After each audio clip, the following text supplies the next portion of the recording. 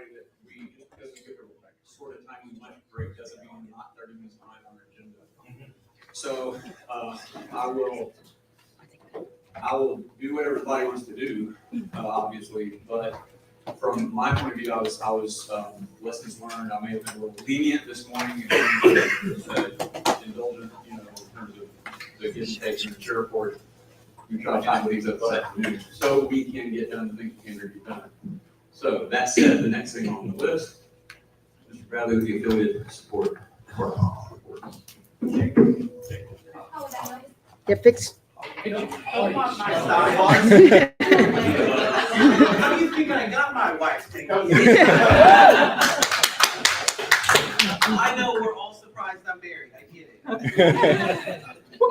I'm just surprised as the rest of you. And the fact she claims you.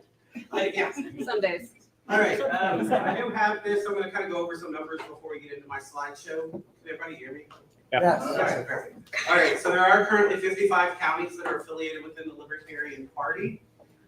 We have added 4 since the convention, and I'll address, I believe I have 9 that have showed interest that I'm reaching out to get them involved. So next meeting, that number should be significantly higher. We cover 22% of all counties in Texas and roughly 81% of the Texan population right now. Woo-hoo. If y'all look at my report, I have all the affiliated counties. The website has also been updated for the affiliated and unaffiliated counties. So it is up to date. The affiliates, so as the affiliate support committee, we have started reaching out to chairs.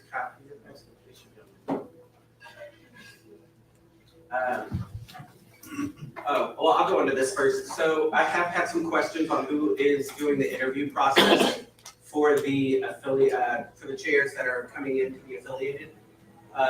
The 3 people that need to be on it is either myself as the director or a designee from the department. The potential chairs, select representative or an officer, and any other select member or county chair. The way that I'm trying to do this, I've been trying to use the select district rep because these chairs are more likely to run into their select representatives and reach out instead of maybe reaching out to one of our officers. I know they're busy anyways. So I've been trying to give them somebody who's more local that they can connect with instead of somebody who might be 100 miles away. You can go to the next one.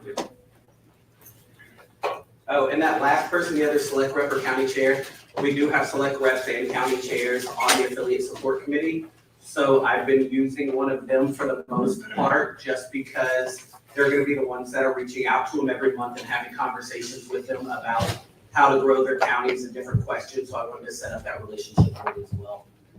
I did send out a survey. I will be planning to do this survey once a year. The same 10 questions will go, or 8 questions I believe will go out every year. It has, what can we do if you talk to your reps? How would you rate the health of your affiliate? And I plan on doing these every year so I can get a checkup on how the counties are doing. Have they made growth? Do they feel like they fall back?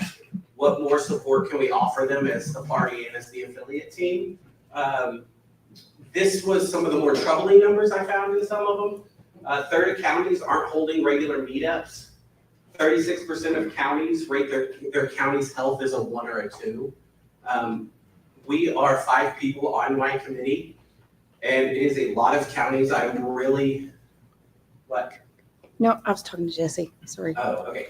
We are, I'm really going to lean on y'all to help. There's a lot more people in this select body that can reach out to the chairs within your Senate district. It's not terrible. Poor Jack Westbrook, I know you have 46 counties. I'm sorry. Bernard, you're not much better. I think you have 42. I get it, it's terrible. But we have the one with the most affiliated counties. I don't remember who it was, but the select rep with the most counties have 5. So it's not an overbearing amount of work, especially if y'all have 2 of y'all in there, you can make 2 calls, 2.5 calls.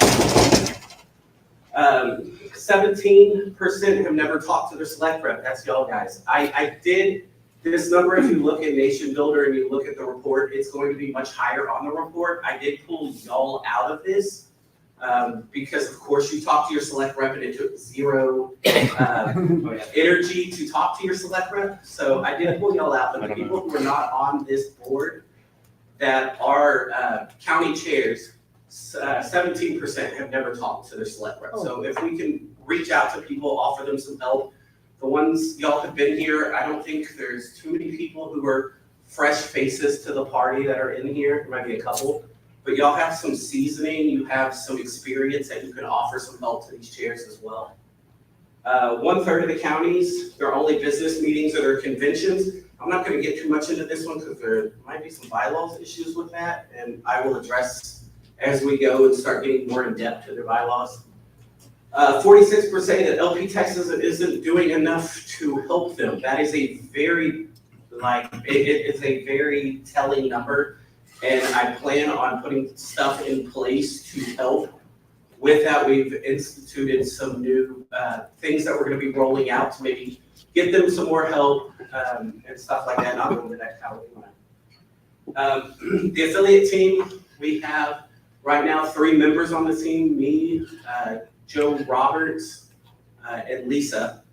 We've brought on 3 temporary people to help see how they do, and if they end up doing well, we're gonna go ahead and have the interviews and bring them in. They're just kind of filling in on an interim basis right now. So we do have Matt, we have Daniel Bledsoe, who is not here today, and then Trey Holcomb, which I'm sure most of y'all know. Monthly calls, every single chair, every single month will be getting a phone call from us. We've split it up. It comes out right now to about 11 phone calls a month, so it is not terribly overbearing. We have questions to ask them, see what we can help, see what they need, so we can address those. Emails twice a month. We're sending out every chair is getting emails twice a month. And it will be what the trainings are, what are going on. We've had some interdepartment stuff where some other departments have asked me to send out some stuff that's going on. That'll be going out there as well. And then a couple of days before the training, we will send out a second email. Just a, hey, here's the reminder of some things that are going on. Plus, don't forget the training that we're having soon. The right problem solving with calling the chairs directly, we are able to specifically address what they need and put them in contact. If we can't solve their problems, we put them in contact with people who can. Inter-party communication, I know one of the big things we're rolling out with the affiliate team now is as we affiliate people, we're getting with the comms department and having the comms department use their social media presence to push out some of those counties so that they can, we've used LP Texas's bigger voice to reach some of the people that might be there that don't know the county exists. Put LP Texas data in a county chair's hands. So one of the things I have been doing is reaching out as I reach out to the chairs. We sent out new NDAs to everybody. If you did not get one and you are a chair, let me know so we can get you another one. Once that is signed, I am pulling all of the data for our members in their county and sending it to them directly to give them the contacts of the people who are in their county. So far, I have sent out 32 to the chairs. I have sent out 1 to Anastasia, you got it right? And she has an unaffiliated county in her SD rep. So she reached out and asked for those contacts as well so she can make some reaches into Wise County so that we can get some maybe affiliated as well. We have a plan. I have a plan to incentivize the counties to be more active. Right now, the affiliate department has a $1,500 discretionary fund.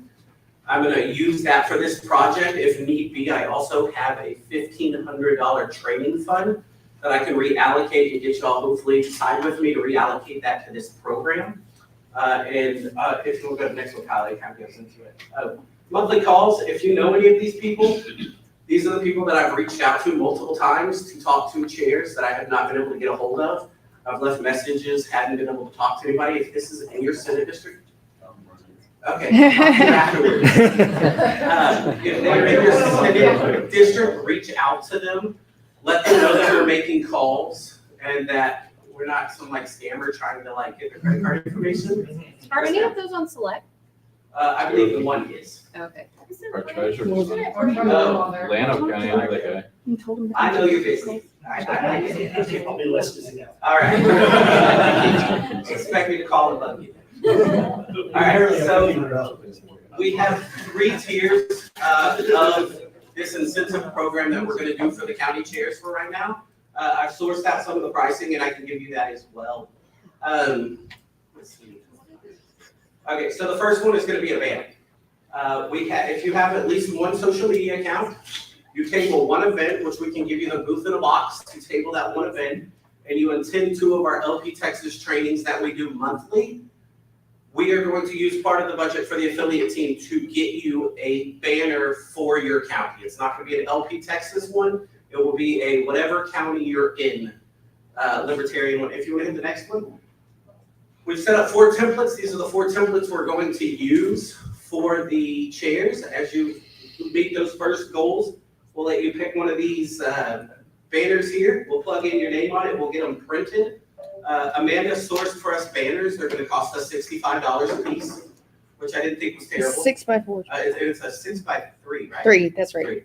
So 6x3 banner. You get to pick which one you want. We'll plug in your name. We'll have it printed and mailed out to you. Next one, the second step is if you hold 6 meetups, you post those meetups to LP Texas's events page to let us know that you're doing it. We will send you a table and it's not gonna be a branded for your county. I looked into those, they're ridiculously expensive, but just a basic table cover like the one that's up here. It's gonna run us $12 for the table cover and $55 for the table. So about 67 bucks. And then the last one, we're gonna get you a canopy. If you hold your precinct and county convention, you make it through a full convention cycle. You have a website and you have a way for people to donate to you. Whether that's a bank account, a PayPal, whatever it is. You set this up, you show us that you are really going to do work, we will get you a canopy, and at that point, you will have your own booth in a box to run in your county yourself.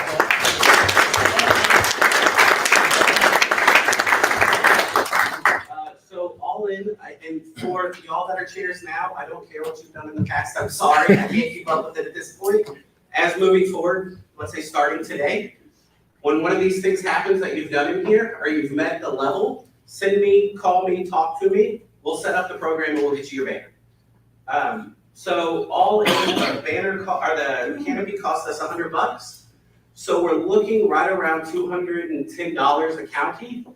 I'm not too worried about the last part because I've got 2 years before I can give any of y'all a canopy. I've got a little bit of a leeway in the money on that part. But as far as the table and the banner, it's gonna cost about $115 to do those.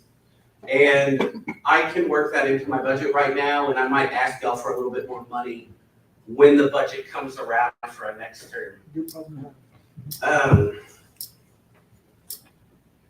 think, let me look at my notes.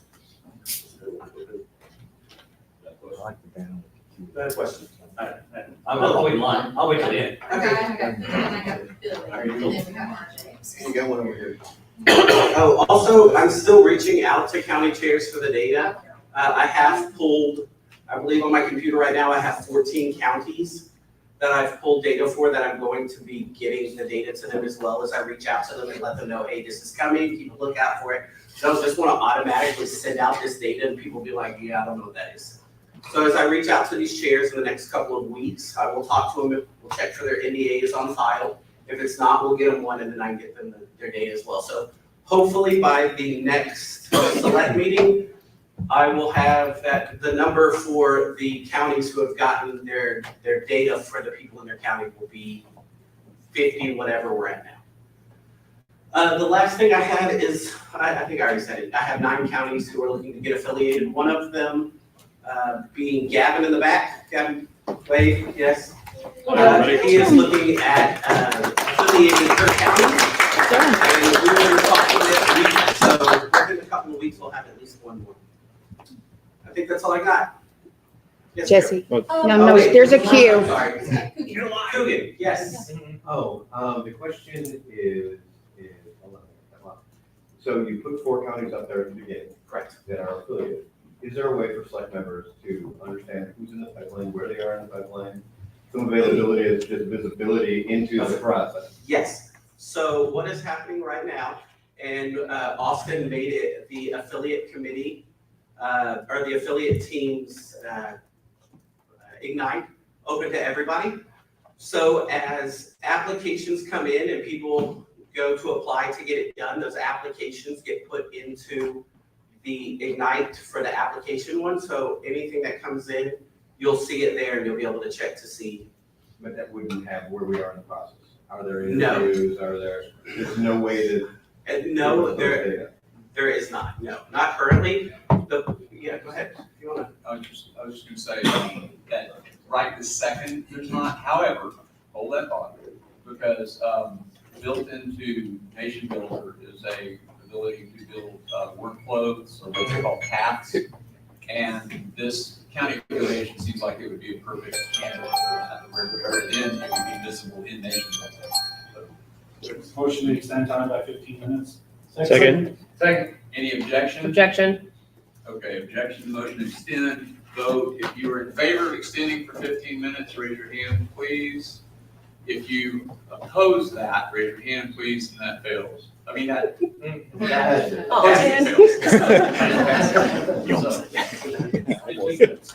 Really? Great, I'll be quick. Great work, thank you so much for the dedication to it. I asked at the beginning of the SLEC term if there were three, before you were appointed to your current position, if there were 3 counties that we had an eye on strategically, that we absolutely wanted to get to affiliated. And I understand that, that wasn't answered. It was sort of we're not really sure, but if you have 3, I'd be interested in hearing those at your own pace. My suggestion is, in order to recruit people who are not currently active in the Libertarian Party, to grow our base, all 254 counties in Texas publish their election results at the county level. And you look at, and I've been trying to do this to recruit candidates, look at independent and write-in candidates who perform at a particular level. I look at candidates who did 20% or better. And approaching them as people who potentially would benefit from a party structure in order to increase their chances of performing even better at the next election. Or people who are at least community involved and politically minded, who maybe would be interested in affiliating that county if it's not already affiliated.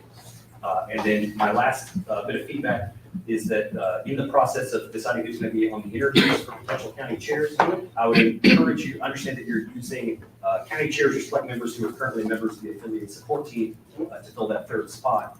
I would encourage you to consider reaching outside of that to prevent there from being any chance of a confirmation bias of the team confirming what they were already thinking, is that this person would be a great candidate for this role. And to get county chairs and select members from outside the affiliate support team, just to avoid any confirmation bias or even the appearance of confirmation. Yeah, no problem. And I've had a couple of select reps who have reached out, and a couple of officers that have reached out and offered to help as well. Yeah, well, I'm happy to be on that officer one's roster. a little bit different, but I I'm happy have to be on got that some roster. officers. Perfect. That's it for me, thank you. RJ. Yes, I'm over. Where's RJ? Hey, Kyle, can you put the survey results again? Survey? Thank you. I just wanted a little clarification on some of these numbers and the follow-up on them. Because I did take the survey, but I don't remember the exact. You never talked to your SLEC. I never talked to them. I Yeah. remember that. So I'll put an asterisk by that one. But in regards to the county health, what was the high end of, was it 5 or 10? It was on a scale of 1 to 5. Okay.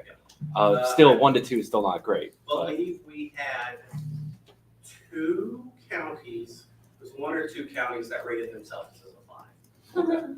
Which So, ones? No, 5 is good. It was a scale of 1 to 5, 5 being the best.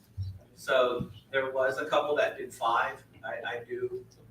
This survey, I'm hoping for the numbers to be a lot better next year when it gets resent out again, because I really hope to do a lot of things now, between now and then, to offer them a lot of support so that those numbers will go up. okay. And then the last one as well. Did you do any, you or your team do any follow-up on what they kind of meant by LP Texas not doing enough, quote unquote? I asked for, I put it in here, but didn't put it on my spreadsheet because I wasn't gonna. So what can LP Texas do to offer help with the growth in your county? That was one of the 2 questions. More people to get involved. The way that starting out now, have kind of addressed that, is to send the data from Nation Builder over to the county chair, so they will have a little bit more contacts. And member contacts list was another one. Ideas to reach out to rural areas was another big one, which is something that we're going to be really looking at, because all of the metropolitan areas in Texas are affiliated. So everything from here on out is going to be rural. And what we see between even like me and, I was gonna point at you, Billy, I'm sorry. Even me and Mike, our counties are 20 minutes away from each other. Our counties are completely different, and what is going to message in Mike's county is going to get me laughed out of my county. Like the scale of like how people react in the different counties. And it's more or less, there's a very different mindset in really rural areas than there are in metropolitan areas. Can y'all hear me? I'm not using this. Yes. Okay, perfect. Yeah, okay, perfect. So, we're going to start addressing a lot of the rural issues because, and setting up maybe a little bit of tailored stuff for the rural areas, just because that is gonna be where our growth is for the next 2 years until the next convention. That's all I needed. You have one, there was one more question, I'm sorry. They also had, they wanted large joint events every year in some of the bigger counties. Change marketing to real short-term changes instead of big-term ideas of, it's not realistic to end the FBI tomorrow. What are the incremental changes we can make to get to that? And message on the incremental changes instead of the big ideas that are likely to turn off a lot of people. TV ads, educating voters, billboards, YouTube ads. And then when I asked what other support can LP Texas offer to make your county party more successful, I got basically the same list of answers. Just, a couple with advertising, a couple with more training, a couple with messaging, stuff like that. All right, thank you, sir. Gary. Okay, so I got a couple of Carol, different questions. you're in the First queue. one, was like You're in the the queue. numbers from the affiliate support report that you gave us is different from some of the numbers that you have up there. How much of a difference is it, like just one or two counties that came in late, or what's? Okay, so the only numbers that I said that were gonna be different, I gave in my report as the actual numbers of everybody. For what numbers, is it the one of like, have you talked to your select rep? Yeah. Yeah. I'm looking at that one, and it's like 50 versus 17. Okay, yeah, this was done after that report was done, and I went back into Nation Builder and checked everything, so it's probably, we had a couple more people who answered the survey after I did my report.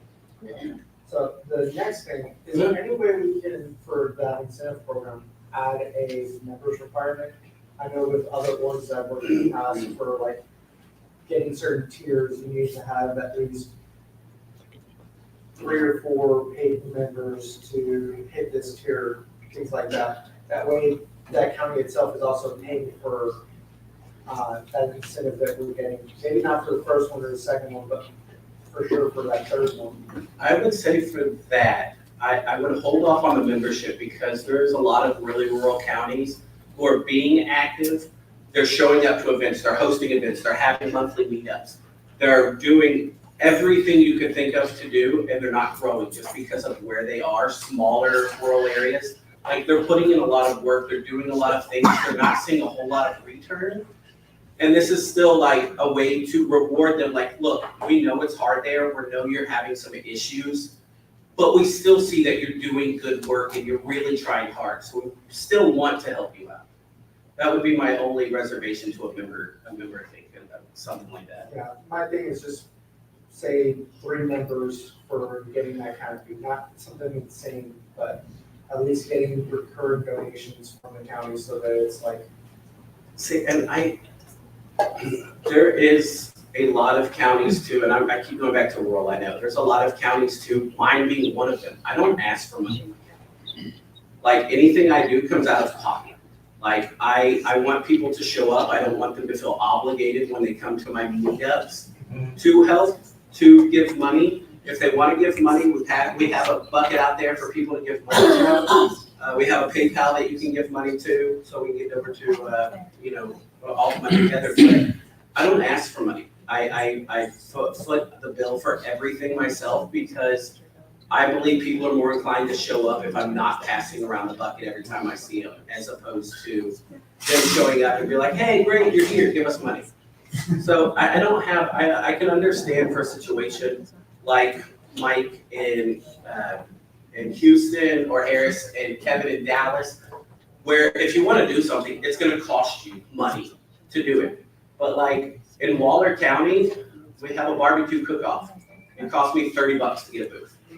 We have a gun show. It cost me $40 to get a booth.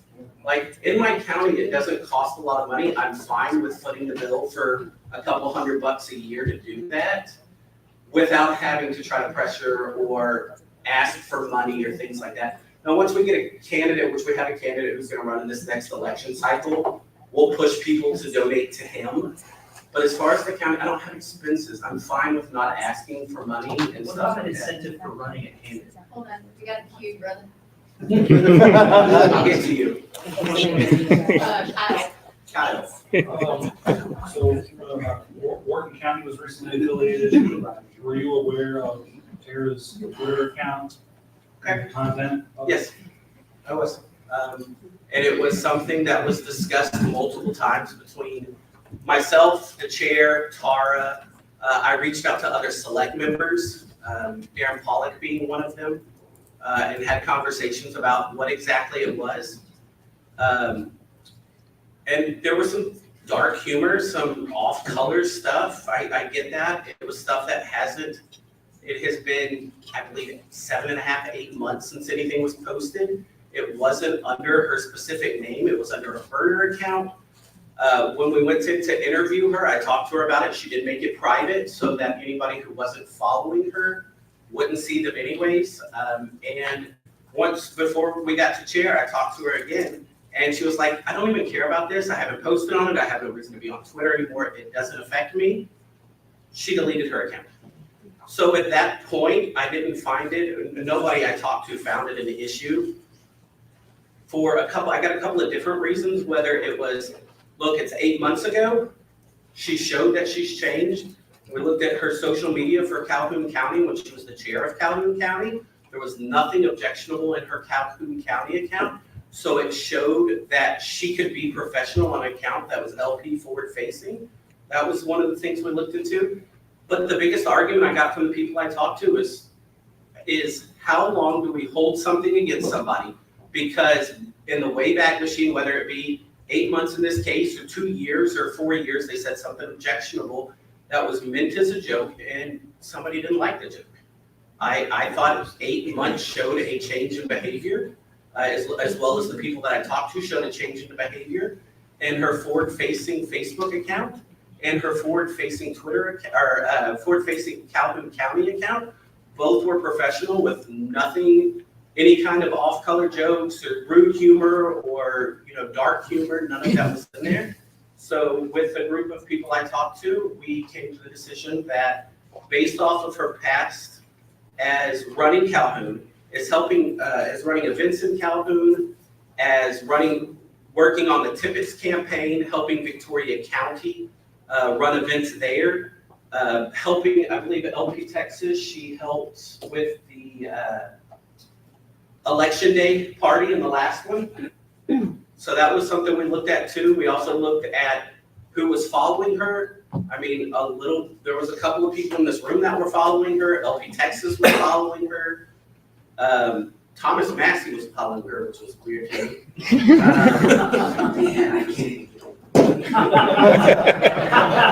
it was just, as we talked to it, as the group of, I think there was my team, and then the chair, and then a couple of other select reps that I talked to, we talked to it, and we decided that based off of a account where she was posting things that she found funny and other people might not find funny, and the fact that she could have a forward-facing account that was not objectionable, we didn't have a problem with moving to make her chair. Okay, well, I'd like to make a motion under our bylaws transition to disaffiliate of Regional County, to disaffiliate Wharton County based off of the content of her Twitter account, First, can I speak back on the motion? Not yet. Point of order. I'm gonna rule that out of order. I mentioned that I want to state with our agenda. I do not see that motion to be in order at this time. I would think we would need a suspension of the rules or a motion to modify our agenda to be able to consider this motion at this time, or frankly, at any time. So if you want to move that we suspend the rules or the agenda, we can do that. That'll require a 2/3 vote. And is not debatable. Only if you choose, only if you want to, you can choose to suspend the rules to consider it. Yeah, I'll suspend the rules to bring up the I said, Additional motion. additional motion, yes. I'll second that. Point of information. Yes, sir. I would just like clarification if we are suspending the rules and moving this at the same time, or suspending the rules to consider this, so I can decide on my vote. I believe it's been modified to suspend so that then we can consider. Okay, thank you. Request for information. This. Do you know who was on the nomination committee for Tara when she ran Calhoun? Point of order, this is debate. The interview. Yes. The interview panel. It's just a request, No, not debating. Just asking for information. I don't know. Is that the question?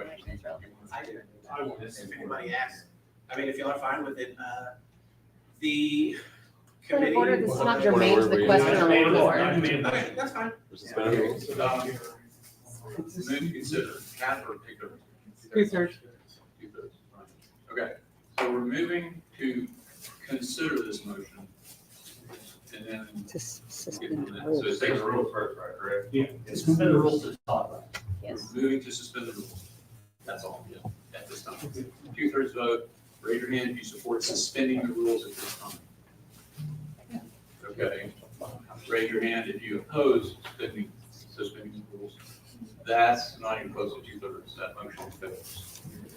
So we will continue with the agenda. Time has expired on the original item. Sorry? Time has expired on the original item. Yeah. Wait, how many people did I have left? Move to Oh, we have extend. Carol. Objection. And then Anna. Objection. All right, Who- we have 3 people left in the Objection queue. to what? I didn't hear what So was move said. to extend an objection, so. Request for information. How long? Extend for how long? Sorry? How long was the extension for? You just said move to extend, like, I need to know for my time. 10 minutes, just to get through the list. 10 minutes, okay. Motion to extend for 10 minutes to finish the queue. Has been seconded. Is there an objection to extending? I think there was. Objection. But now that I've restated it, okay, objection. If you want to extend for 10 minutes, raise your hand, please. If you don't want to extend for 10 minutes, raise your hand, please, and that fails. So, All done? you're done. How'd I do my first time? Thank you. It's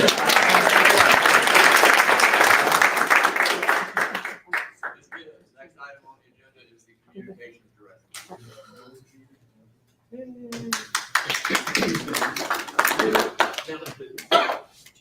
Nice shoes. God gave us those fancy invisible. Keep your feet in your home. Color code.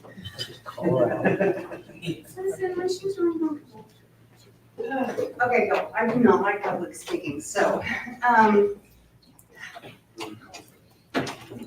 should be behind the scenes, sir. So, I don't Go, know how to Amanda. start this. Woo, woo! I kind of got this handed to me, not handed to me, I worked my butt off for it, and, oh, let me make sure I hold the microphone. Kind of sent my team a mission and vision, and I took stuff from Ray and Simbro and Moxley and some of my own stuff, and my team absolutely, they were on board, and Andrew was on board. We've got lots of stuff that's happened, website stuff that is in the works, and I have a fantastic team, Jeff is here.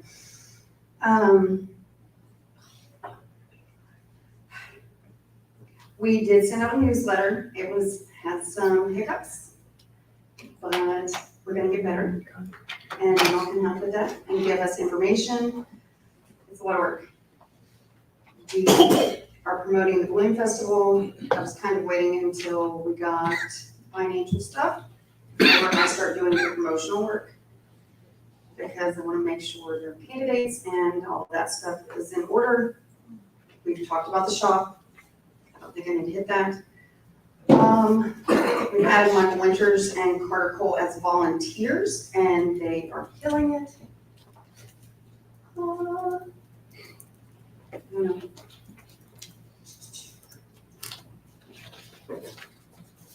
I don't know what else. I'm good. So, yeah, if anybody has questions, I will answer them. I'm better at that. Okay, I see. That's easy. It's just a clarification, when you say we added Michael and Carter as volunteers, Yes, is the implication they are not staff? correct. They are volunteers on my team, Okay. and we did make sure that they have NDAs to have access to put stuff in our Ignite folder. I'm a big fan of both of them, I just wanted to be very clear. Yes, they are volunteers on my team, not staff. On their volunteer. Yes. Okay. Full stop. Anybody else? Okay, I got a question. Are you planning on doing any printing for election time? Since those of us that work at the polls, we can announce literature to people who don't know about the Libertarian Party. Stay off the poll, Carol. Can't do that at polls. So we just 100 feet away. got, I kind of inherited marketing. Andrew just got us trifolds. There's a whole lot over here. As a SLEC rep, I offered them up to my counties. And I used most of them at Pride in Harris County. I did think of something that I did not mention.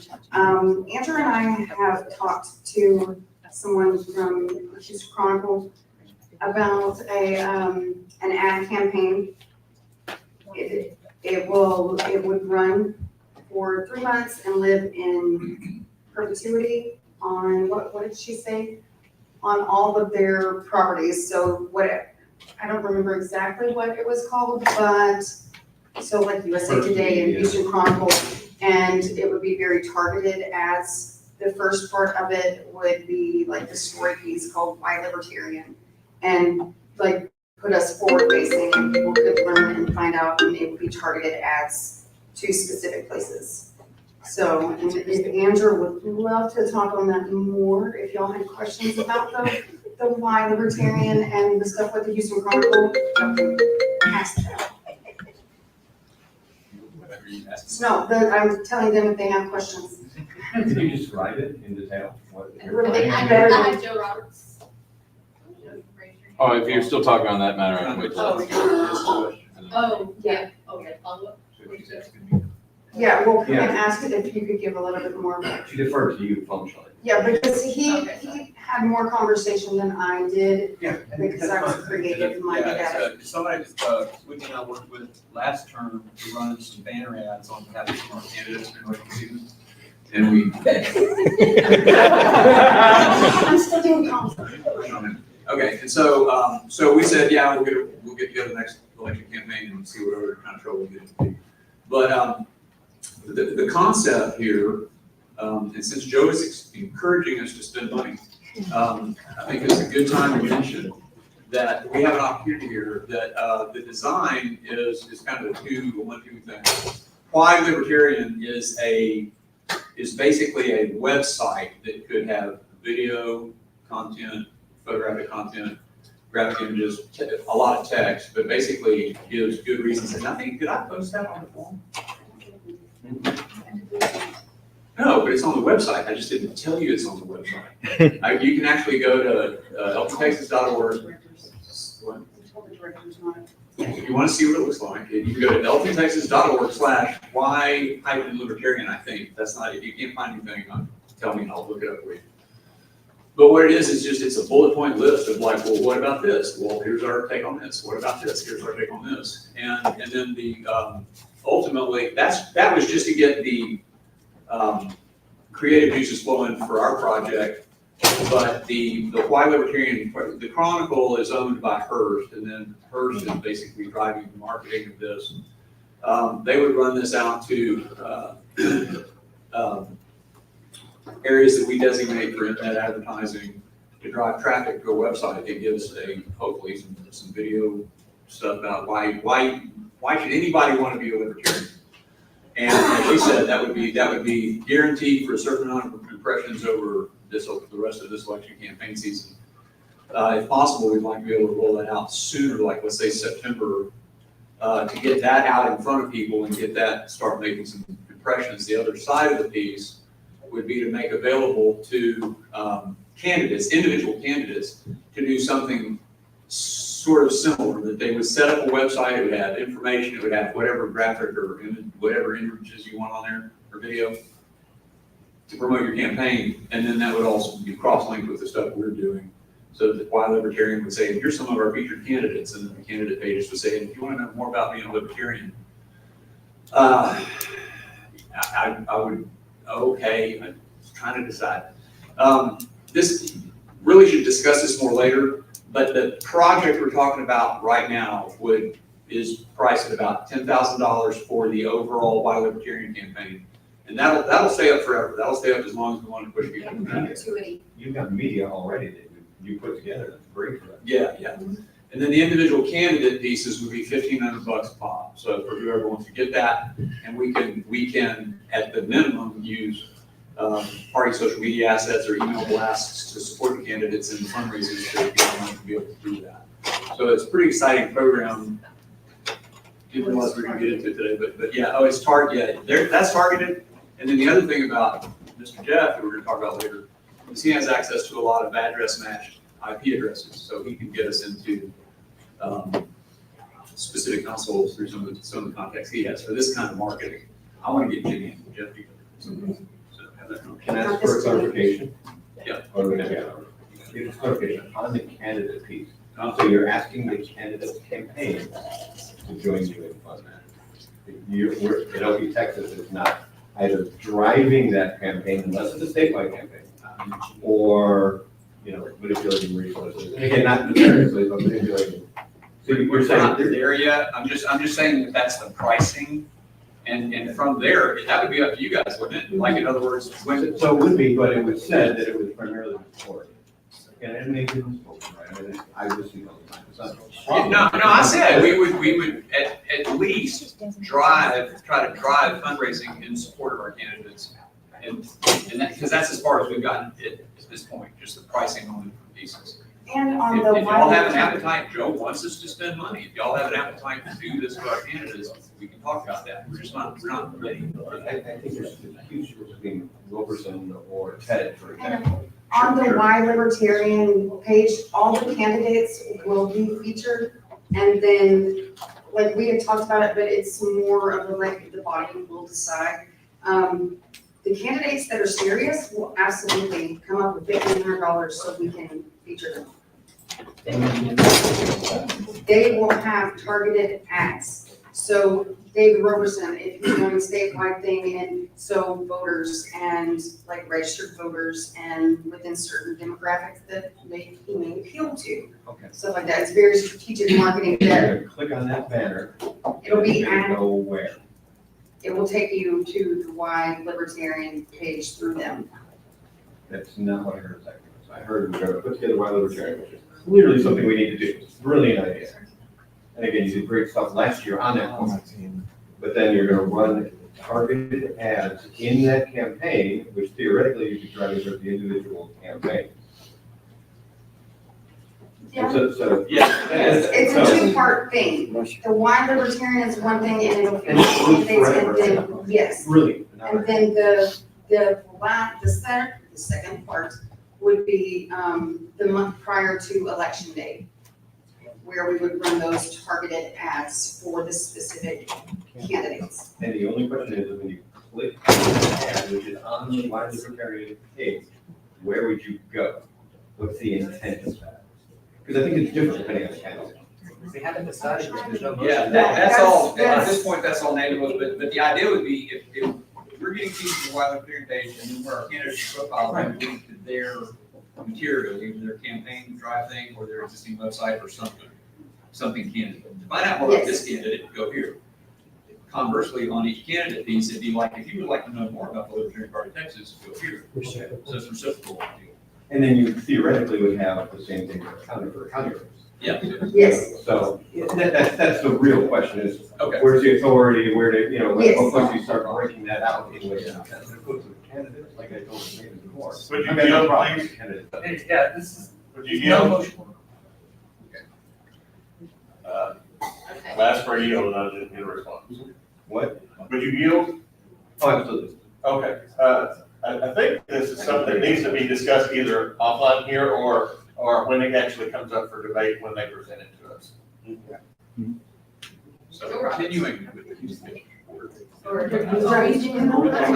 I was looking for questions and I remember Yeah, that. Robert's and then Jessica. I yield my spot, thank you. Love you, Joe. So my question is, and this may be a right now thing, is why I'm asking. Can we have the why libertarianism linked to candidates such as myself who are going to have web pages that are hosted on LP Texas, whatever? Can we like make that happen just automatically within the connection within staff? Like what we have right now, not the actual Yeah. ad campaign, I'm sure we can. Andrew just posted it. Like, that would be absolutely awesome. Yeah. Thank you. Anybody else? Can I mic drop? Let's get it recorded. We've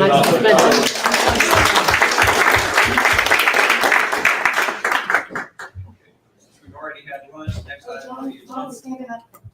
agenda. Was that for me? No, I was gonna move to dispense with the next two items of business or proceed with IT reports, but sounds like you already have a plan, so please proceed. Okay. Andrew, we have a second, we have a motion. The next item, I didn't hear that. The next item on the agenda is the IT report, which will be delivered by Mr. Polsky for Mr.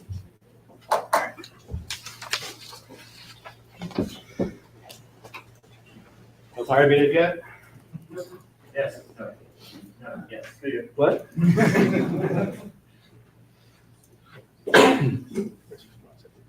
All right, so Austin was not able to make it today. While I am not, I guess officially on the IT team, I do work a lot with them and a lot of the roles I've been, the different hats I've been wearing.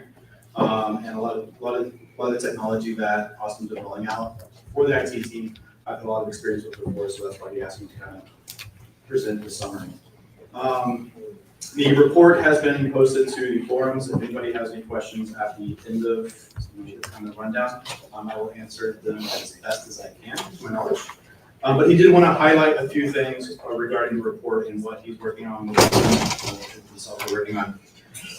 The first is tackling nation builder. So as mentioned earlier, we had a training session, a couple weeks, there's 2 weeks worth of training sessions. And with that, that was the advanced nation builder training. That was, it was advanced, but a lot of us are wanting the advanced nation builder training because that didn't go into tackling nation builder templates, HTML, CSS, and all the other kind of stuff that we can do to really make the website pop with added features in there that are not cookie cutter out of the box. I've looked at some of that personally, and Austin's looked at it personally as well. It's a obscure HTML language, liquid something or another. Liquid variables. That was the last one. That there is some documentation on it, but Nation Builder itself has very little documentation on how to code things, how to write functionality into the website, into surveys and petitions and different things and different tools and things we can do. So his goal going forward is to unlock a lot of that potential that we can use Nation Builder and leverage it for.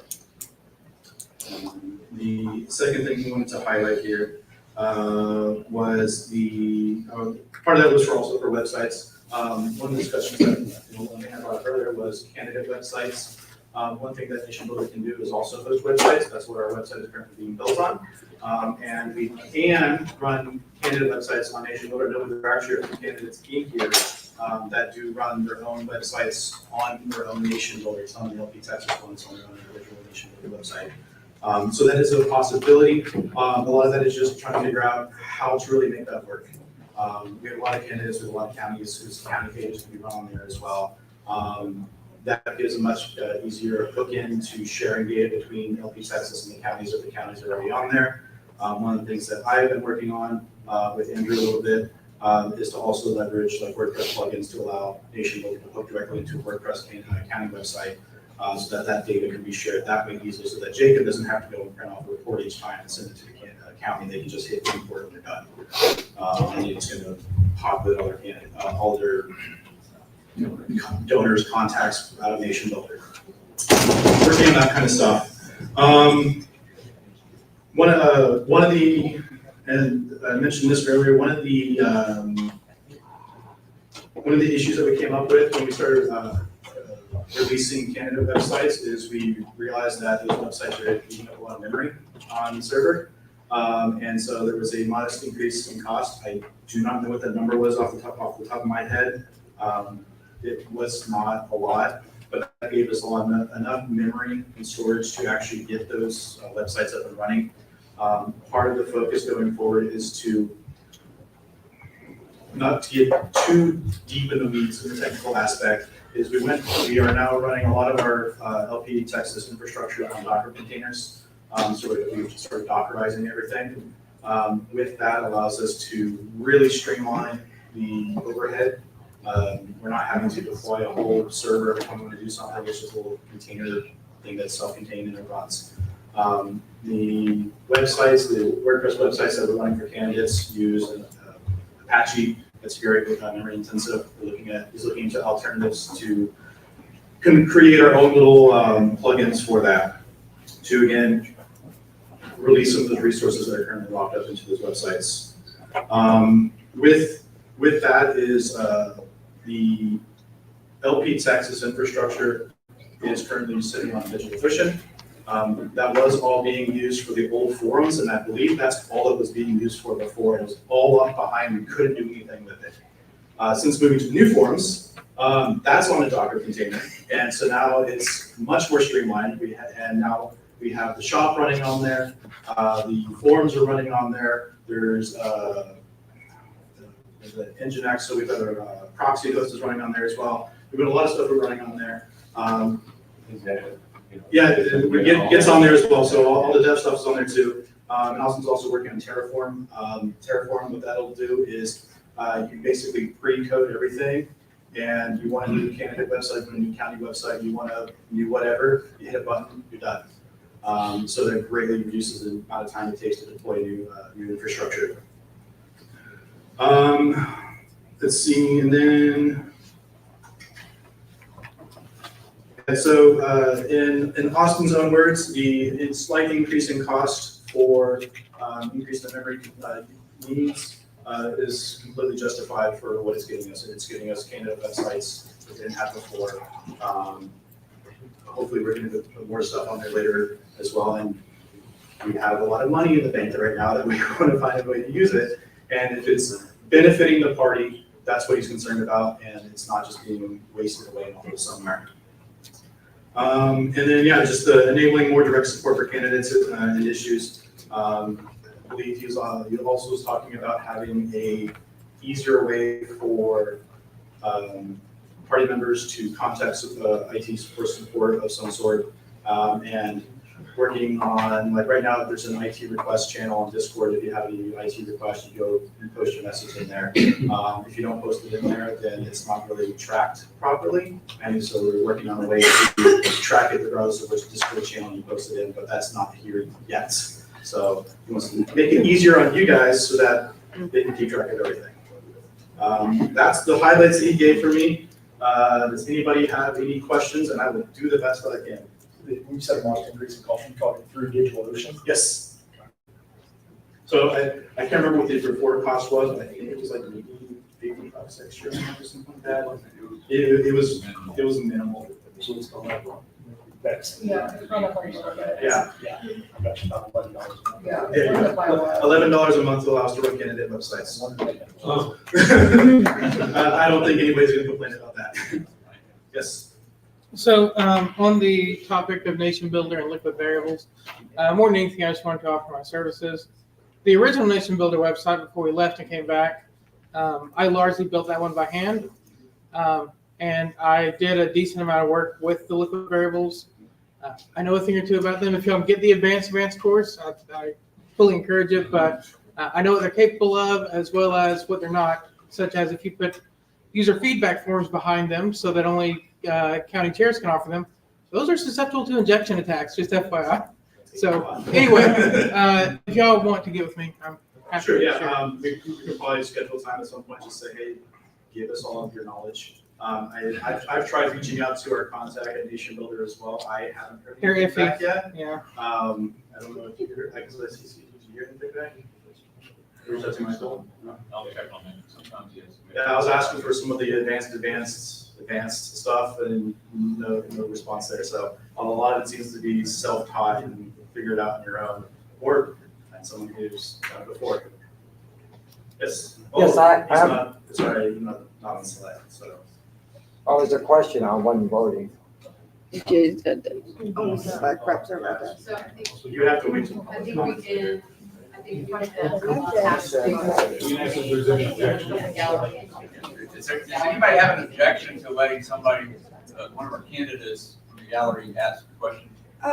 Point, is not a, if he's not a SLEC rep, should he be sitting at these tables up here with the SLEC reps? Yeah, actually.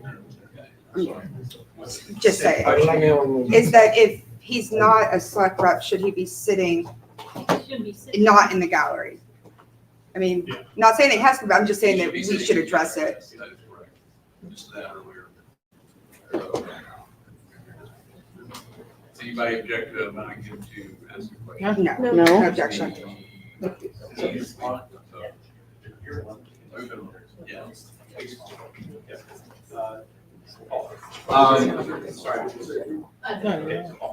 More of a statement, but I do also run a vulnerability scan on all the LP Texas assets once a month. As I'm not on the IT team, this is just me independently running it. I send report into them, and I haven't seen any vulnerabilities in over a year on the system, so they're keeping things pretty good. I'm confused.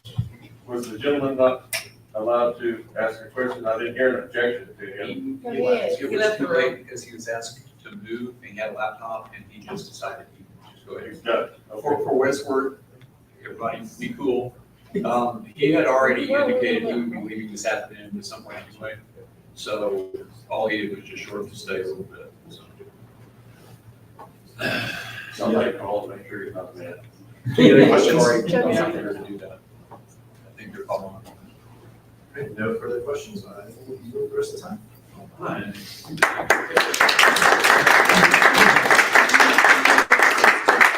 Okay, next we're gonna continue the substitute action here.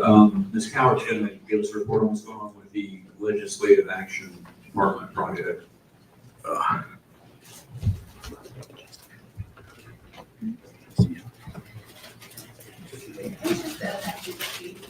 Oh. Yeah.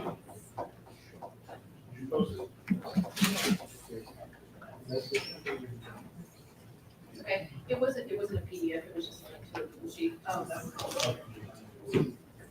I can start talking to everybody about that.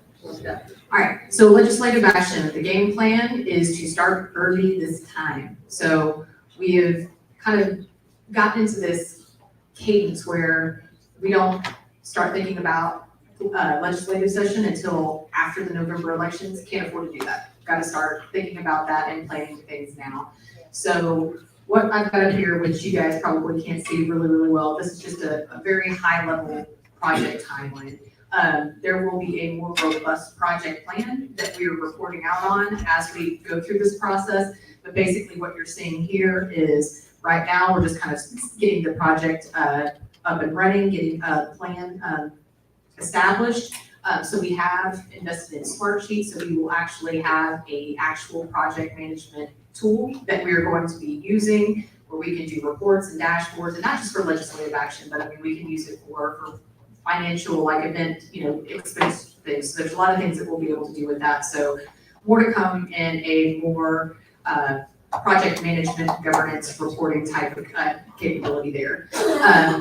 Getting that all going, getting into September, going to start kind of and probably even sooner than that, like August, September, defining our legislative priorities. So what are we going to be focusing on for this legislative session? I've asked our coalitions liaisons to start reaching out to our coalitions partners to see what their legislative priorities are, so we can see where there's overlap, areas where we can try to work together. Another thing that I'm going to be doing is taking a look at the legislative priorities for the Republican and Democratic parties. Where do we have overlap? Where can we try to target those things and be supportive of those legislative priorities as well? And then, of course, one of the things that we really, really want to do is draft legislation. So for those of you who are not aware, Anastasia Wolford is running a initiative out of SD 12, and she is working with her county and SD to start drafting legislation. And she is hosting every Tuesday night at 7 p.m., at least for the next month, an open forum to come in and start talking about legislation that we want to draft, how we go about that, getting tactical about what legislators that we want to approach to get to sponsor said legislation. So if you are interested in drafting legislation or just have ideas and want to be part of the process, please reach out to Anastasia, because even though she's kind of doing that in her SD 12 capacity, she's kind of opening that up to all of Elgin, Texas. Thank you, Anastasia. All right, and then another thing that we need to do, obviously, is identify personnel and lodging. So Kevin did a great job last session, and I am not. And I have not yet started putting the screws to him as to whether he's going to do it this coming legislative session or not, because he is campaigning right now, and I'm exercising superhuman restraint. But Kevin did a great job. Liz was on the ground with him quite a bit and was very instrumental in the success of our legislative session. Last time, we had more legislative action days last term than I think we ever have, so formerly known as lobby days. So we definitely want to keep that up, but also kind of take it up a notch to where it's not just showing up and doing the knocking on the doors and talking to the chiefs of staff and what have you, but actually drafting the legislation and trying to hammer that through and getting people to sponsor that. And then we need to talk budget. So budget will be a big line item for us leading up to our November SLEC meeting, where we will be establishing the budget. So I've already talked to Kevin about, hey, how was the finances last term? And there's just things that you don't think about. You think about the easy things like the lodging and the per diem, the eating and everything. But then there's other incidentals like being able to dry clean your suit, whenever you're there and you don't have time to get from Austin to Dallas and, to do those things. So really making sure that we have all of those things accounted for and trying to do that in the most cost-effective way as we possibly can. So budget will be a big thing coming up. Setting up the bill tracker is another one of those things that we've done, but I have been talking with the legislative action team, and I think that we maybe over-engineered that last term. So we had Joe Carl White from Harris County had set up a feed, like a macro or something that had all of the bills coming through from the TLO into this bill tracker. And then we had like this small army of people who were going in and trying to review every single bill as they were coming in, starting, in November, whenever they opened it up for bills. And that was a lot of effort. And I don't think that we got a lot of bang for our buck on that. So rather than doing that, maybe focusing more whenever bills start going to committees and trying to hit it hard there. Now there has to be a middle ground there, because if there are particularly egregious bills, like we want to know about those and have those identified and have a game plan for it before it gets to committee, particularly with, things like filing fees and other kind of election code things. But I don't think that we're going to have like the all hands on deck, everybody please read 10 bills a day type thing that we did last term. So middle ground to be found there, but I just want to kind of share the game plan on that. And then the communication plan. So having a solid communication plan established in advance with the communications department, so everything's not hair on fire. Nation Builder does have some really good capability in terms of being able to send emails directly to representatives. So it's basically just built-in algorithm where you're like, here's my address, and it's gonna fire off the email to my representatives. So there is some capability there that we will be leveraging for that, but really just having a game plan for who's gonna be identifying the bills or going into the committees, who's gonna be reading them, how are we going to be saying, hey, these are the ones that we need to hit hard this week, and making sure that we have a game plan with communications to get that all going. That way it's a well-oiled machine and it's not a hair on fire thing whenever we're trying to do that. So I say bill tracking and reviewing starting in November, and I think that's true, but again, just probably not the same level of rigor as we had last time around. And then boots on the ground. So the session opens in January. So that's when we will have boots on the ground. And then we'll be starting that. So I've already talked with Jody about our February and May SLEC meetings. Expect those to be in the Austin area while we are in legislative session. So more to come on that, but just generally in kind of that Austin area or drivable to Austin. And so we will try to piggyback at least a couple of those legislative action days on off of our SLEC weekends. That way, maybe you guys can take an extra day off and we have a legislative action day on that Monday following our Saturday SLEC meeting. So that'll be communicated in advance.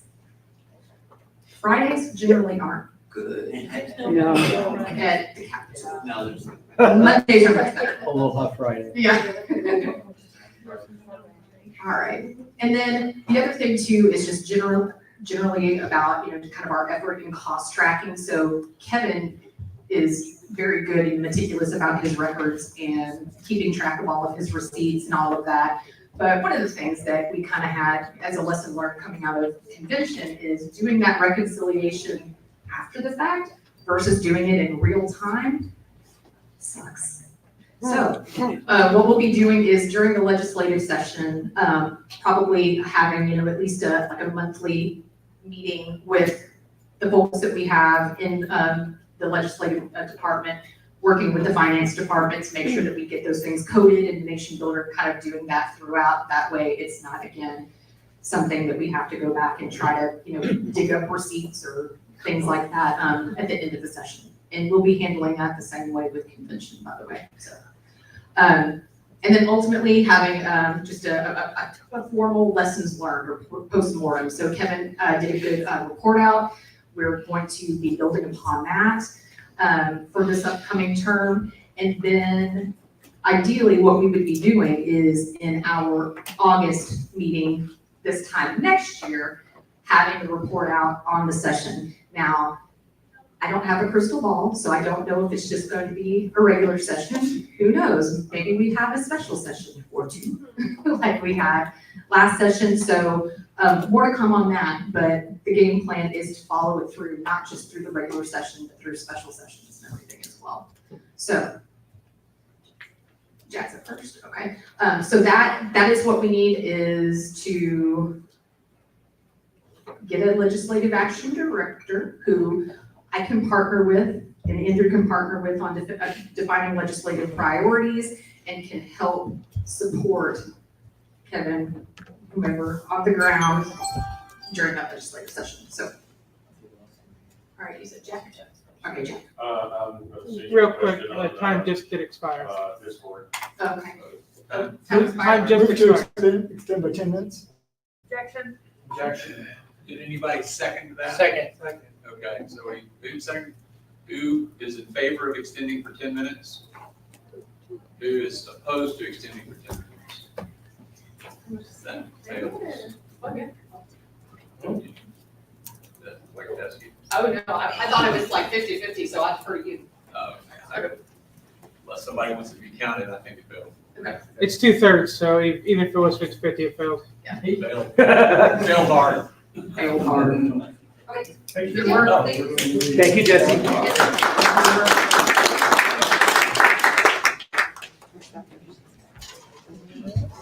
Next item is some guy named Neil Lake, who's going to talk about the goal.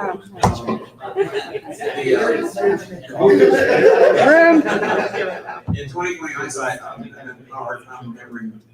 There's a lot of chatter. I felt like if we should have the opportunity. Point to of talk personal about it. privilege. Can we take the side chats down, please? Please. Thank you.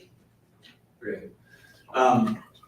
Just because I've done this work before and have some knowledge of the finances, I thought I'd at least tell you the way this looks like, the way it looks from my point of view, where we are now. Later this afternoon, obviously, we'll be talking about a professional fundraiser. That's a big part of it. That question came up on the forum that I wanted to address, that we do have fundraising drives staged at this time so that the first thing you'll be hearing about later this month is the money we need for the marketing campaign that we would like to run as part of the selection campaign. Partly to promote our candidates and partly to just increase awareness that there is such a thing as libertarianism, and why some of the people that are so disgruntled with the way things are going on right now might want to consider us and what we stand for. The next thing that would be happening, driven by the calendar, would be a legislative action fund drive that would support things we're going to do in the spring. That's really weird timing, and we're not really finished thinking about that yet, because right after election night, everybody wants to just collapse and start thinking about Thanksgiving, spending time with family they've been spending with, and then you roll over into the Christmas holidays, and it's just a weird time to be asking people for a lot of money while they're out buying Christmas presents. But then January, you have the holiday hangover, and so that's not great either. But somewhere in that January, February zone, I think, when people are kind of holidays behind them, session is in session, legislature's in session, and now somebody's got to start thinking about politics, would be the time to kick that off. And then shortly after that, we get our governor's break, and then somewhere around the end of the session or moving into the summer, we would want to top up our legal fund again. We want to run another legal fund on it. Joe had a very successful last term in the summer, and right now we have enough money in the bank, we have enough money in the fund to take care of our lawyer in the suit we're in now. Like, that's cool, we're covered for now, so we can take turns paying attention to these different things as they come up. But that's that.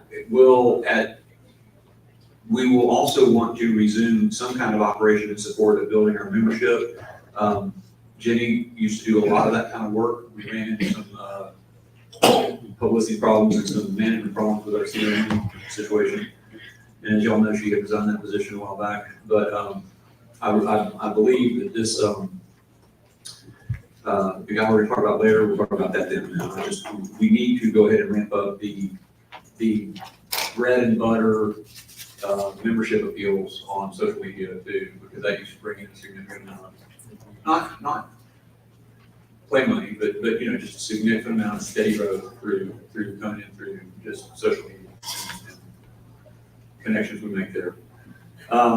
That's really about all I want to say about that. I wanted to give the opportunity or I can either yield the rest of this time, or if anybody has some specific questions about our financial situation, I feel like the treasurer pretty much covered that. I mean, you kind of know where we stand.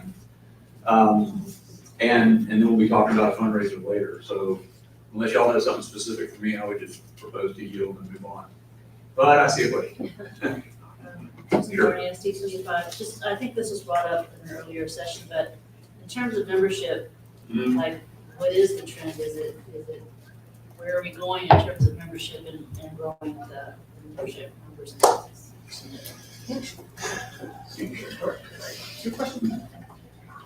Can you? I'm not sure. It's been static. It's not. It has declined somewhat over the past year, but it's not plummeting. I hope that we are we will be able to unify the party this term and be able to focus together on building that membership back up. And when I say the party, I mean the Elton, Texas, like what we're doing here.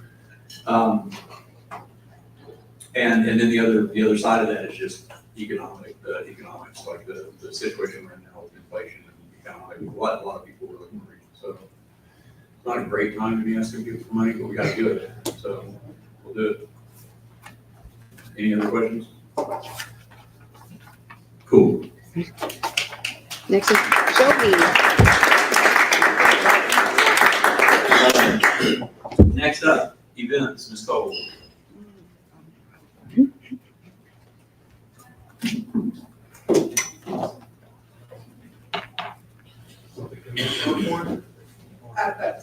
Which one are you starting with? I'm gonna start with my year-to-date report, and then I'm gonna finish access to the one that has way more questions in general.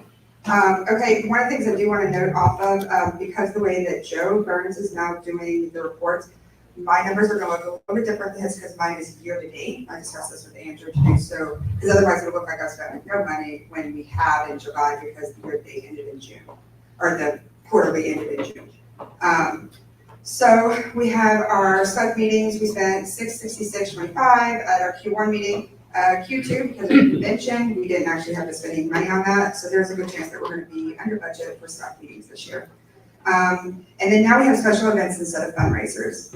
Are you looking for that? Yeah, The updated one would have been on the Second or third page. On the reports statement form. Should be like right at the bottom of like the second page. They're also on Ignite if that's easier. I'll wait until you.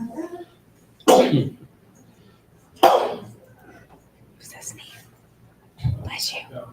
Yes, there was a. I know. Okay.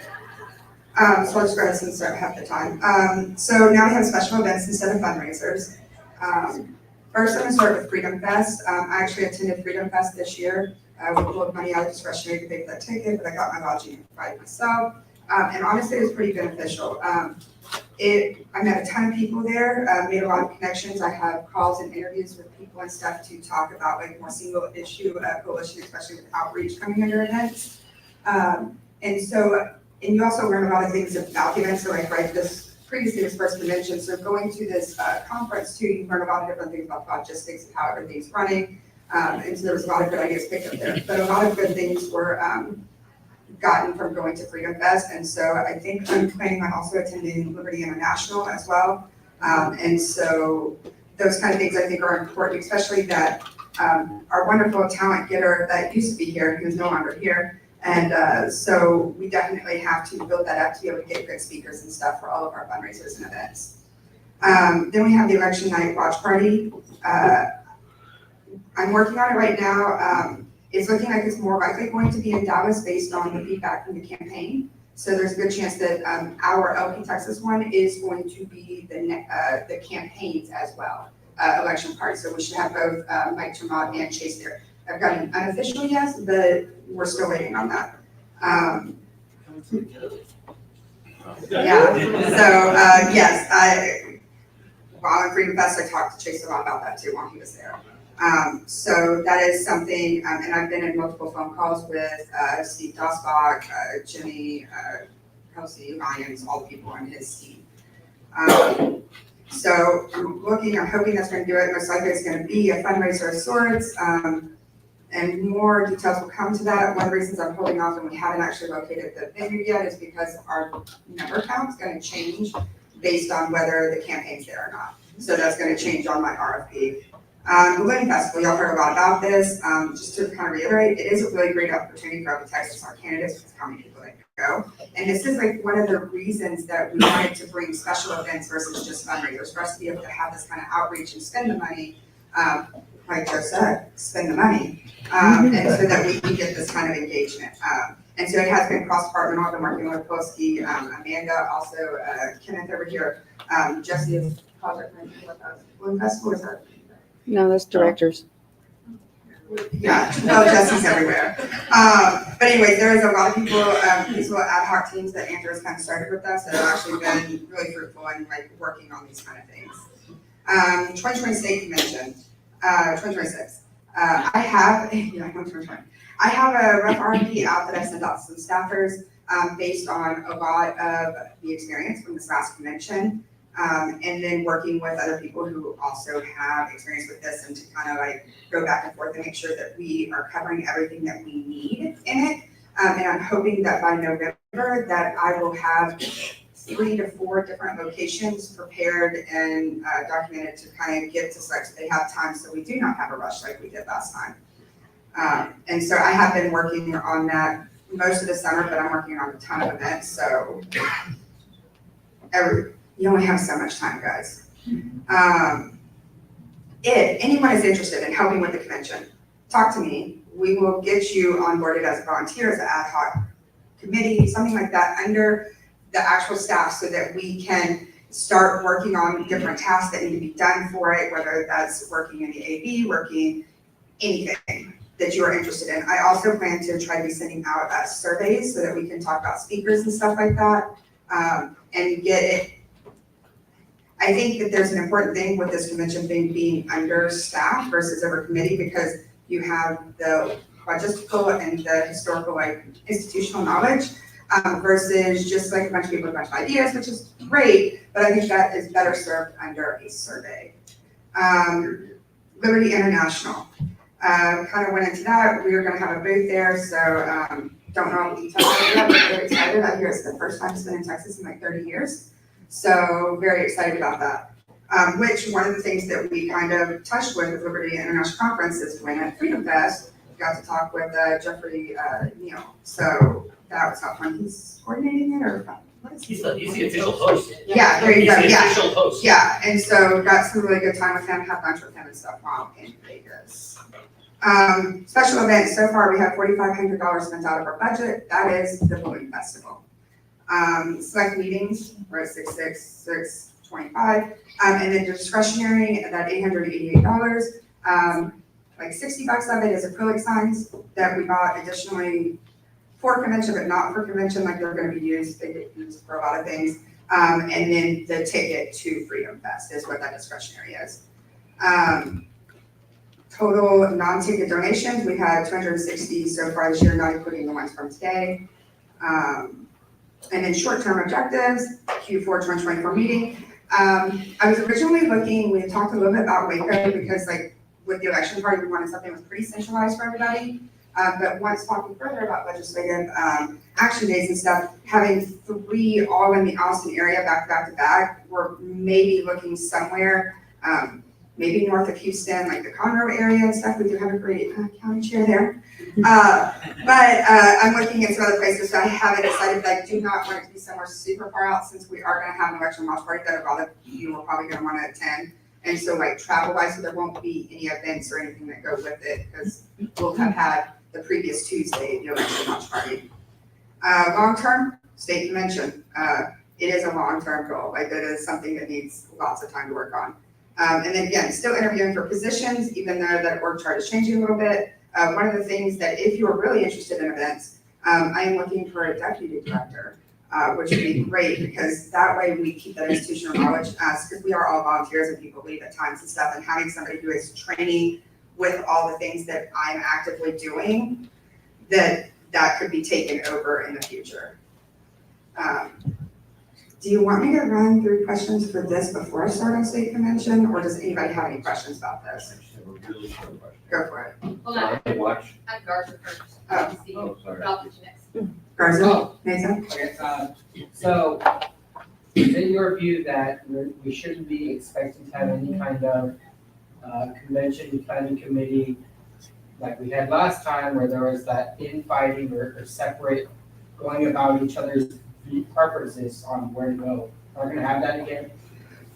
I mean, not by committee, maybe by select, but not by committee. So meaning that my goal has always been with MASK in 2024 is a place where I think that we can make the most money and is the easiest accessible for either speakers or delegates. So when we're talking about location, other people might have ideas of why they want that location. I don't think it was smart for wanting those locations for the reasons that people did. And so that's one of the reasons I think it should be understaffed. And obviously this body is allowed to make a vote if they want to make a committee. I'm just, in my position, I do not think it's a smart idea. I think death by committee, We saw in fairness. Try that. Yeah, you were there. Just a quick one, are you looking for support on the watch party from the individual counties, or is that purely in LP Texas? And personally, I'm interested if you want support from the campaign. Okay, so I did have a call with them about that. They have offered that if under a budget that we need help for them to sponsor something, and I talked with Delsbach about that too, because worried about them being FEC, right, money, how it goes, whatever. So they said as long as money is coming to us and not us going to them, that we should be okay with that. But I want to say close to like $15,000 for this event to, like, budget-wise, like left in a day. Harris doesn't need to think about it, and Dallas doesn't. Probably not, but we probably still want some support, through volunteers and stuff like that. Well, I'm trying to get ahead of that too.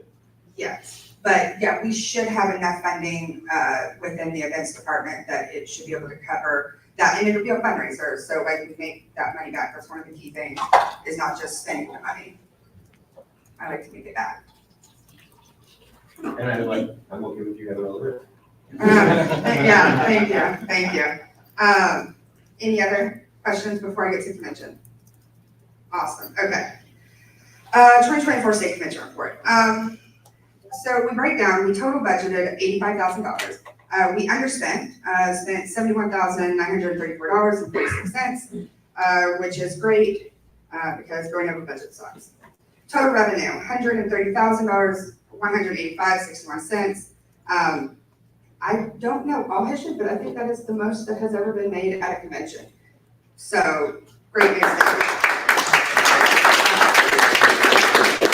I will say though, we will mention that the lifetime memberships were under that. The single donations, I don't think should be even in question of where those should be counted, because they were single donations to convention. Like some of those were like team coffee sponsors and stuff.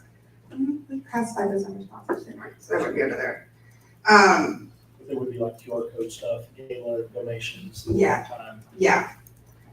Because we did have those QR codes around the room that some people did donate to. Cash being through us. Yes.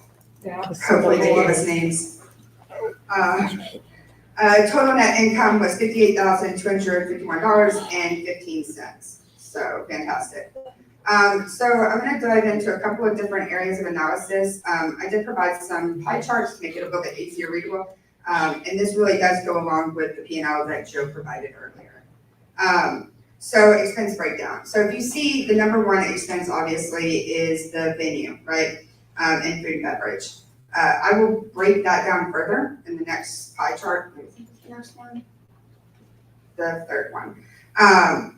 But as you can see, that really is the chunk of most of the cost that we pay for, right? Is that venue and is for the food and beverage. AV is another really big one. And something that, this time around, we got basically friends and family discount over here with it and got a really good price.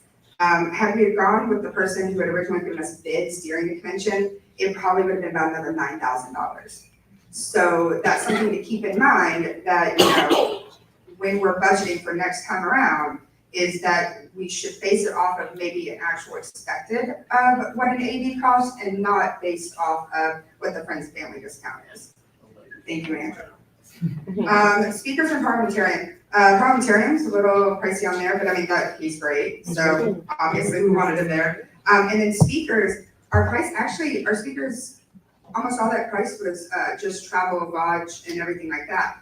And that's something else to bring into when we get later on into this report, is that like trying to get speakers to Corpus Christi was really hard. Like there were no direct flights.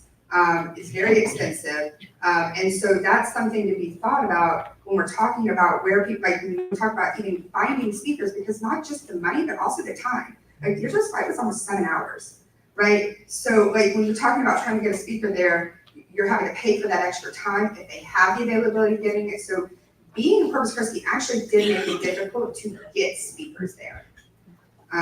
So that was important. Decor and signage, most of that is signage, which is going to be able to be reused because we were very smart and we do not put dates and we do not put things like that. So it is reusable stuff. And decor, I mean, it really was like around like $400 or something for that.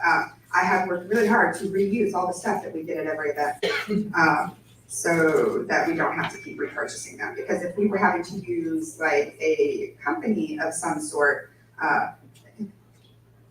it compares to AV costs. Let's put it that way.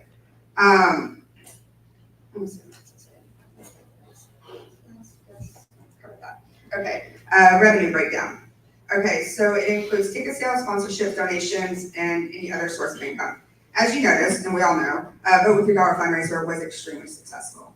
So honestly, great idea. I know that came from Becca and then from the past.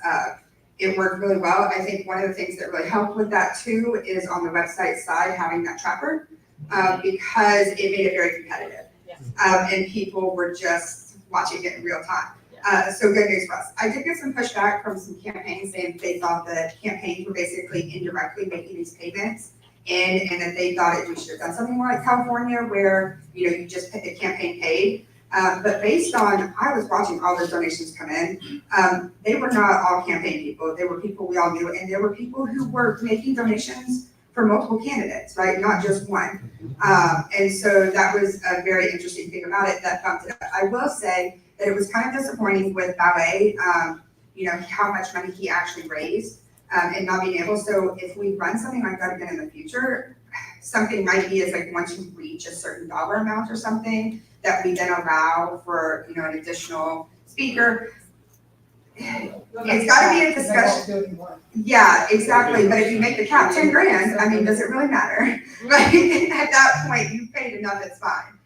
But it could ruin some of the competitiveness of it. So it's just a discussion to have in the future and decide if we want to continue it the way that we did it this time. It was very successful, but I do know it ruffled a few numbers with it, but you can't argue with results. Ticket sales. We did about $35,000 of ticket sales. So that seems like a lot, but when you go back over to the venue and food and beverage, that's at $45,000. Ticket sales is actually $10,000 less than that. That doesn't include the actual convention hall though, so there are some other things included in there. One of my main concerns last June, 2023, was about being one in the convention center and two in Corpus Christi. So when we talk about ticket sales, one, when we are in a hotel versus in the convention center, and I think as we grow as a party, convention center makes more sense. But with the size that we are, especially we have like half the delegation that we had in 2022 there, when you're at the convention center, people, when you have to go change, you have to go do all these things, when you have the staff, you have all the volunteers running around doing stuff, it decentralizes us and people to come to them because it's not there. They have to concern themselves about getting back to their hotel stuff. And let's be honest, I was like, oh, we want people drinking. We want you drinking, and we know libertarians drink. That's how we get your money. Okay, and that's how we got $20,000 in lifetime memberships, right? So we want to be there, and on top of that, which I think I'll go into that when we get to the ABC baby breakdown. And that, correct, we were at half the delegation, so that hurt also our ticket sales. For mostly though, just for the gala, because for the lunch, we actually did really well. We did, I think, better than 20% ticket sales, or right at, with half the delegation, because I think it was like 90 people at that much. And so that could have been, that could also apply with speaker choice, how we advertised at the time. We know that our comms was a little rough and getting some like of the, getting some of the advertisement stuff out and, really pushing that speaker. So that could have had a little bit of an impact in it. But they were a little low, not comparatively like by percentages because we had half the delegation, but had we been in a major metropolitan, I do believe we would have sold way more tickets because you just have the surrounding support by the people. That was the first thing I learned in Abilene, actually, because I misunderstood and thought, oh, well, everybody's gonna be staying the night, so they're all gonna come to the fundraiser that's happening that night, because everybody's gonna be here. No, because there's just not enough people who aren't having to travel who can pay for it. And so that is one of the reasons I highly suggest when we get to picking 2026 that we are somewhere in a triangle that is at a major metropolitan. Sponsorships and exhibitors. So actually, this went really well. So in 2022, we had a little over $3,000 in exhibitors and sponsorships. This time around, we had almost $12,000. And I think one of those things was that brochure that got made and sent out because it made it very easy for donors to see everything lined up and to make their decisions. And it was very professionally laid out, right? And then also having that on the website that was easy to get to, and then having the incentive too with our booths doing tickets and stuff with it. So that increased our ticket sales, right? Like, not from here, but like increased, you know, the attendance and stuff like that, but also gave a better value for that booth that's being purchased, which made it where we didn't have to make a super cheap one, because I feel like 2022, the cheap one I think was like $150 or something like that, and our cheapest one was $350. But we also had the presidential booth, we sold out of those, which were fantastic. And we had one porcupine, which was like the $1,800 one. So like people were purchasing those with all the things that went with them. So that was really good, and I would love to be able to replicate that for 2026 because that is a great way to make money off of the convention. One-time donations, that's a lot of things. I'm not going to go into what all those are. If you really want to run down on that, talk to Joe. Not me. And then hot funds, which is the hotel occupancy tax that we get back from the CBD. Whitney did a great job working that for us. And so we got, the number's not on here, but I think it was $1,190 we got back from that. And so that's for the hotel rooms. So when y'all stay at hotel rooms, we get a kickback from the CBD, which is the Visitors Bureau. Yes, Convention and Visitors. Yeah. Sorry, my throat's dry. And if we were all the way in a hotel, we could also get kickback from the hotel. From some of the events people I was talking to were in Vegas. Sorry. I might need water. Got it. Thank you. Oh, and I think I brought this up earlier, actually, during the treasury report. The gala, there was pushback during the committee time that we shouldn't do a gala, we should do something else. Gala is essential to the fundraising of a convention. As you see from the amount of donations that we got and the lifetime memberships and the ticket sales themselves. Thank you.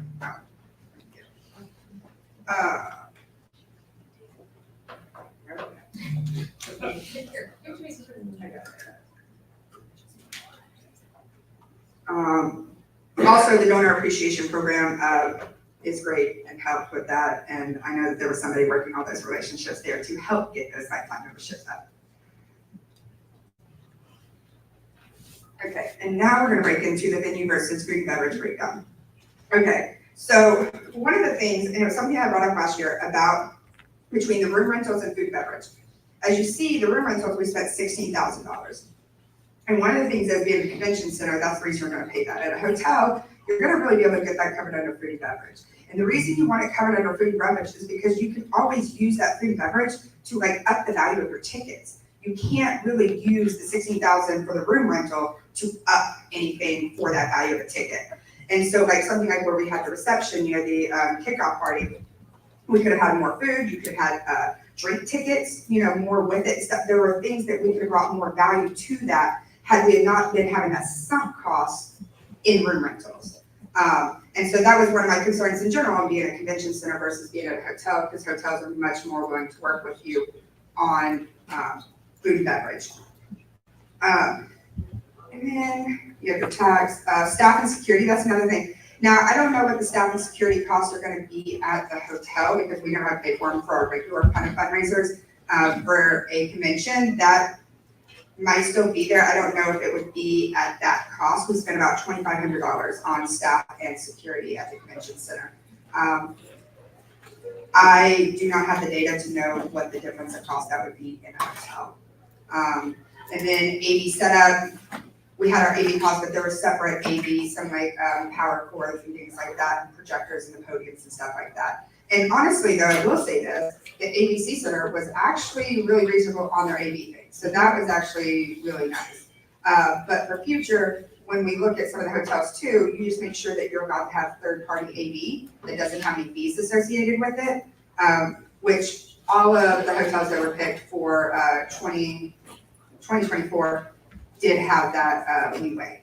And when we're talking about food and beverage, one of the other things is some of our bids for 2024 were promising 2023 food prices. We didn't get that at the convention center. And so that's something to be paying attention to for the future as well, is that when we're working with hotel stuff, we can get those food prices locked in, which saves us a lot of money, especially in the last few years with the way inflation's been going. And then, let's see, attendance. Okay, so my concerns with it was, negotiating power. Yeah, so one of the things too, right, with being in a hotel, you really get a lot of negotiating power too for your room rental regular hotel, the hotel room rentals, right? So we could get lower prices on that because we're spending money elsewhere in the hotel. So that's another thing to really consider, because that's our cost as well, right? So all of our travel costs.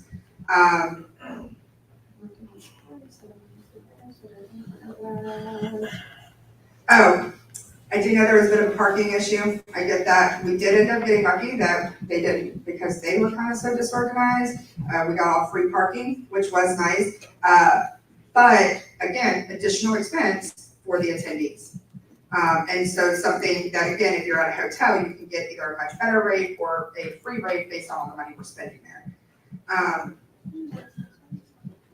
And then just my closing line of using this as a valuable tool for the future, so that we can make good financial decisions for this party. And I guess my last part of that statement is I know that there's been a lot of conversation too about the fact that, like a convention is just a cost, right? Like we're doing business, there needs to be a cost. I can't disagree with that more. It is our biggest fundraiser every term. It is the thing that makes the most money. And right now we have sitting in that fund almost enough money to do the entire convention where we do not have to pull it out of our regular budget, right? So as we are making the money there, it becomes paying for itself. And then at any point, it becomes too much money in there, the body can make a motion, however they want to do it, I don't know if it's covered by bylaws or whatever, to pull that money back into the general fund, right? But having that money where we don't have to worry about future conventions and having it in a separated fund that way that covers itself completely is crazy smart for us as a body. And so with that, I will start taking questions. We've got John Wilford, then Scott Talley, Renee, and then Bill. Okay. So 2 questions. First off, in one of the early pie charts, you mentioned speakers and parliamentarian. Yes. Not necessarily the way I would have broke that out, partially because parliamentarian is a necessary part of our business outlined in our bylaws. Speakers are kind of a fun thing to do on the side. Do you happen to have the breakout of parliamentarian from speakers? I can, actually. I can't give you the exact number, but I can give you very close. Sure. It was between like 2,700 of that was the parliamentarian. Okay, cool. Yeah. Second thing I had, so just a personal experience, and it may have been that other factors that we aren't aware of are interfering with this. So late, and intentionally so, late into the event, I say, probably Friday night, Saturday afternoon, I don't remember. Me and Anna were looking to buy some tickets for some of the events coming up. We specifically didn't buy them beforehand because we weren't sure if we were going to be going. Yeah. And we saw the tickets were sold out for everything we were looking at. And we were actually happy. We were thrilled because that meant the party sold all the tickets and we're making great money. And new people. You can have your answer. Okay, Let's cool. talk to Anna about this. Yes. And new people were able to attend. The thing I'm a little concerned about is now seeing the budget numbers of the tickets sold to the cost. Yes. It feels like we literally set ourselves up in a scenario where we could sell out and not make our money back. And I'm a little concerned about that. So the reason that is because of food. So we have to have, for any of the ones that were meals, we have a cutoff date of when we can get food from, right? And so it's usually like the week before or a couple days before that we get a cutoff. And so it's sold out because we can't order any more food. And sometimes we can up a little bit, but we do it at an increased cost. It's like 25-30% increase on that cost. So that is the reason that they were sold out. One of the other parts of that is staffing in general, like trying to run all those numbers and keep up and keep with all the things. Because there were a few last minute changes to things, and so it was a big thing. Now, when it comes to, and I know another one was for the debate, because people saw empty seats in there. The thing is those tickets were sold. People just didn't show. And so we couldn't sell other people's seats because some people came in late and we couldn't guarantee who was gonna come and not come. So that was one of the reasons that was sold out. And so, yes, that is the nature of the beast when you're doing these. It's like, sold out doesn't always mean that there's no more room. It means that we can't make any more adjustments at this time to get people those tickets. Makes perfect sense. Thank you very much. Yes.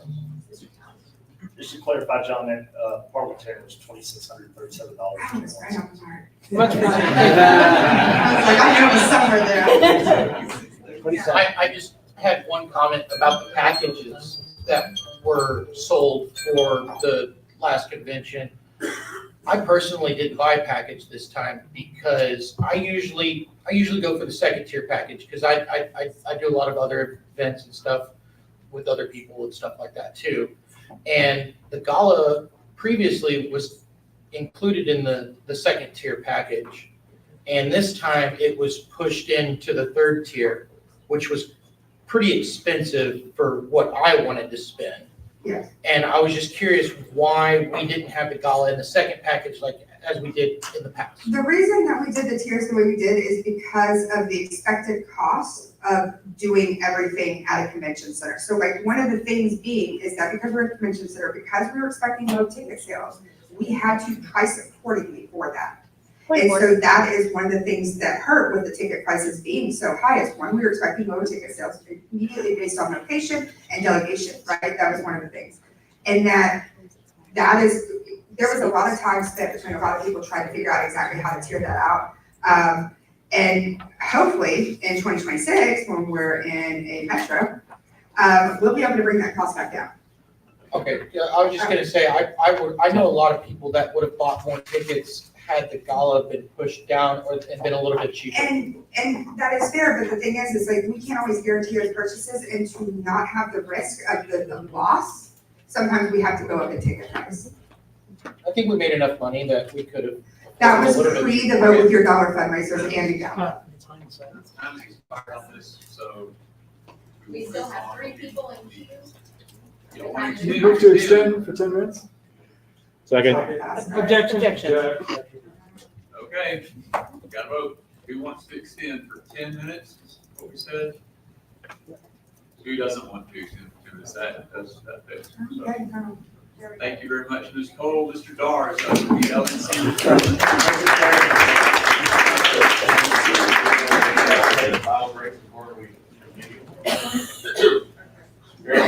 Second. Does anybody object to going ahead and moving our recess up? No, I need it now.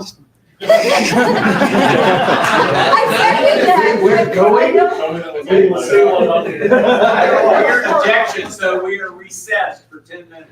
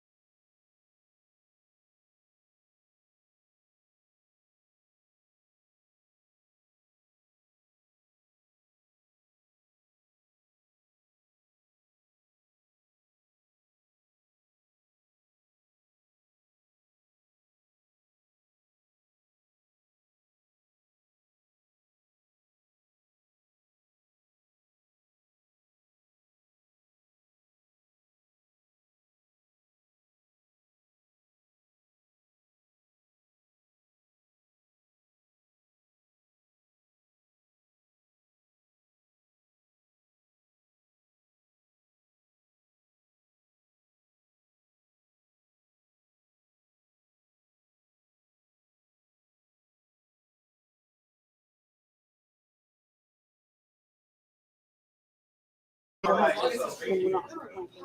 those that don't know me, my name is Paul Dards. I'm your LNC rep for Region 3 out here. If you're saying, what is Region 3? That is now a combination of where we were Region 7 before, combining with Region 3 with our Southern Conference. That's us down here on with Oklahoma, Arkansas, and Louisiana. And then we also have a Northern Conference. For those that don't know me, I've lived in Texas since 2012. Before that, unfortunately, I was born in California.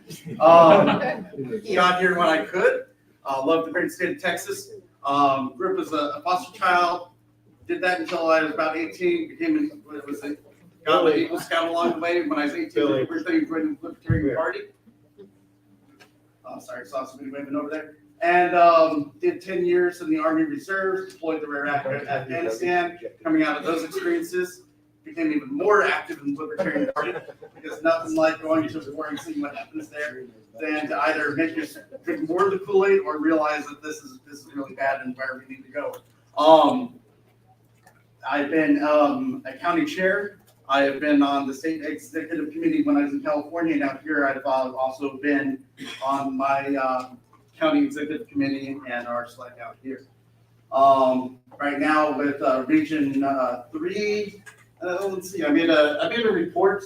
I expect all of you can read. So I just noted down a few things that I wanted to talk about myself that relate to that there. I forgot to put in the report, wanted to highlight that Hannah Kennedy is now the executive director. So she is, many of you know her from LP Texas here. Patrick Mitchell, second as assistant treasurer there. So he is helping out Bill Redpath this weekend when they're going over all the financials. Mostly there. Let me see. The first item I talked about in there for a little bit was that RFK joint fundraiser. That is causing a lot of consternation among the members of the party, for and against there. As you can see later on, the big reason that the LNC is going for that right now is that you can see where our fundraising is at the time and how much money we have. On the meeting with the Judicial Committee on Tuesday night, Angela McArdle said we have about 2 months of finances left before we're out of money at the LNC. She's working to address that. They're working to address that with the updated budget. If you haven't been donating, this might be a great time to donate to help turn that around over at the LNC for the LP. Let me see. Other things that are going on there. Finances, already talked about that. They do have new CRM. So CRM, hopefully that'll help turn some things around. I don't know how that'll go though. So this is CRM related. Say again. What is it? CRM. So CRM, I haven't used it myself too much there. They're going to be reaching out to individuals on that. It's really more. It's new to being a political CRM. Let me see what else is. I report on candidate support and affiliate support applications are due tomorrow. So if anyone wants to be on those committees, please apply to them. That's been posted out by email and out and around. And the next LNC meeting is going to be out in Miami on August 24th. Of course, that ends up on my anniversary weekend, so my wife gets to make the nice sacrifice of helping to watch the kids while I go out to Miami, unfortunately, without her. On that weekend and go out to a beautiful vacation spot on my own. Well, as far as other questions that might go on here, let me see. We've had multiple executive committee meetings, multiple LNC meetings. I've been at them all. That's all in the report there, all the different items. At this time, I felt there might be more questions. Since you've all had an opportunity to see my report there, I'll open up for questions. Just not a question, but a comment. CRM stands for Customer Relationship Management. So basically, you're talking about getting in contact with people. Yes. And management.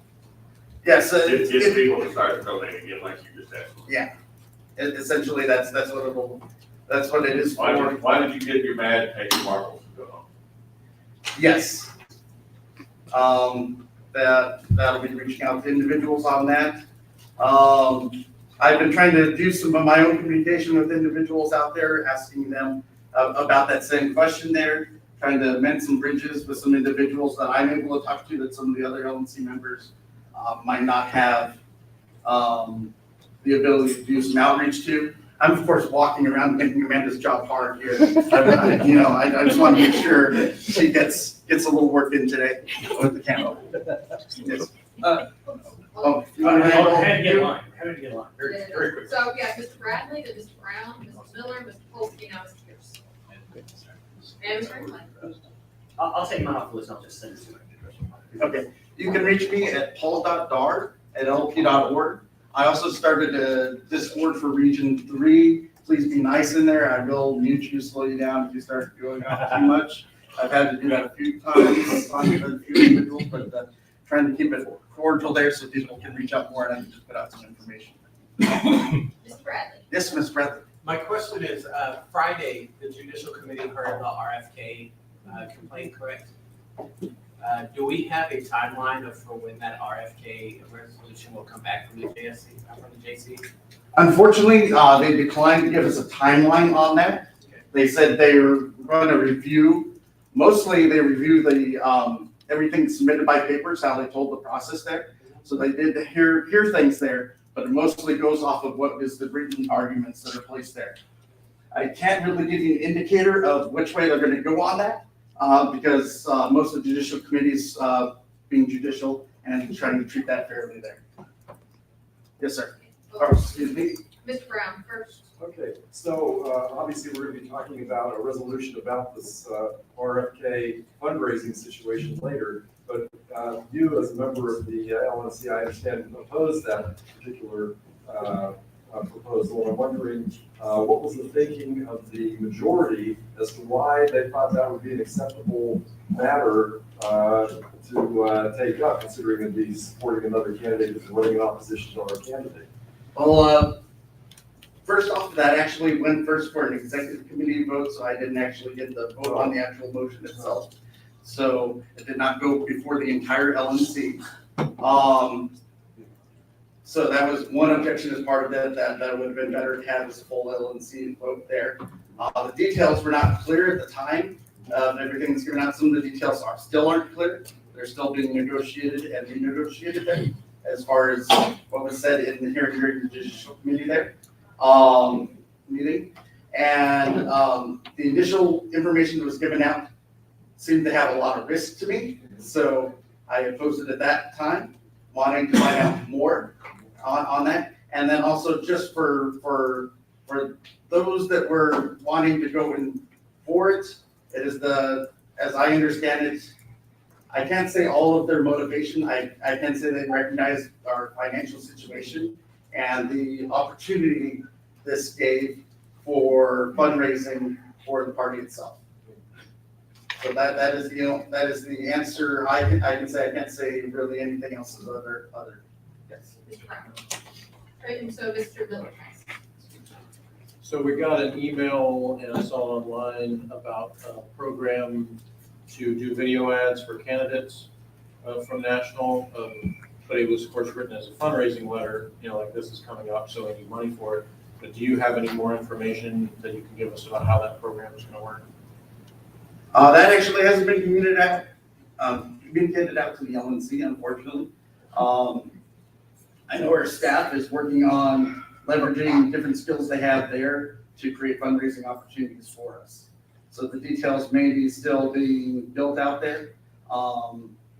Once again, that creates fundraising opportunity and using our in-house skills to make that happen.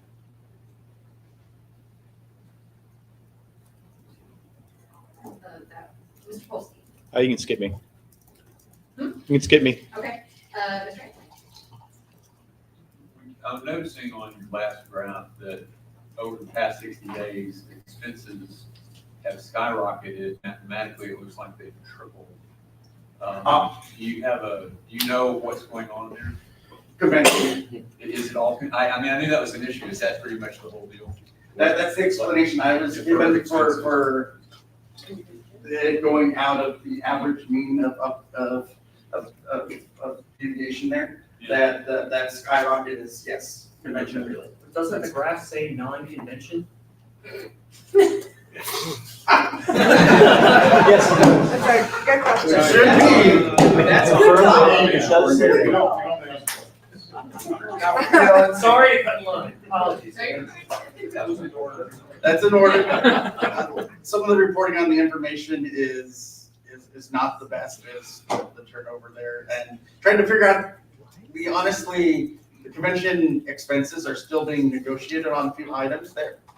So we have the initial report on the convention. There'll be further updates to that report on convention expenses versus revenue. I was kind of actually going to ask a similar question. I was going to ask you what you thought your top, 3 to 5 items were that were causing the LNC to go broke. Like, I get the convention is an expensive cost, but like Andrew pointed out, that's not what that chart says. Yes, and the convention, is there anything? some things that outside of it, we did host a few individuals there that made things much more expensive. And I'm not sure if we've yet collected all the revenue that was expected to offset hosting those individuals. So I am not privy to the exact information there, and if it was, it would be out of order for me to discuss publicly at this time. But All right, Ms. Cole. Actually, yeah, same kind of question there. What is the concern with the LMC of like solvency? Like, are we concerned that they are going to go broke in the next 2 months, especially if this RFK like fundraising thing doesn't go through? And I realize that didn't finish your answer there.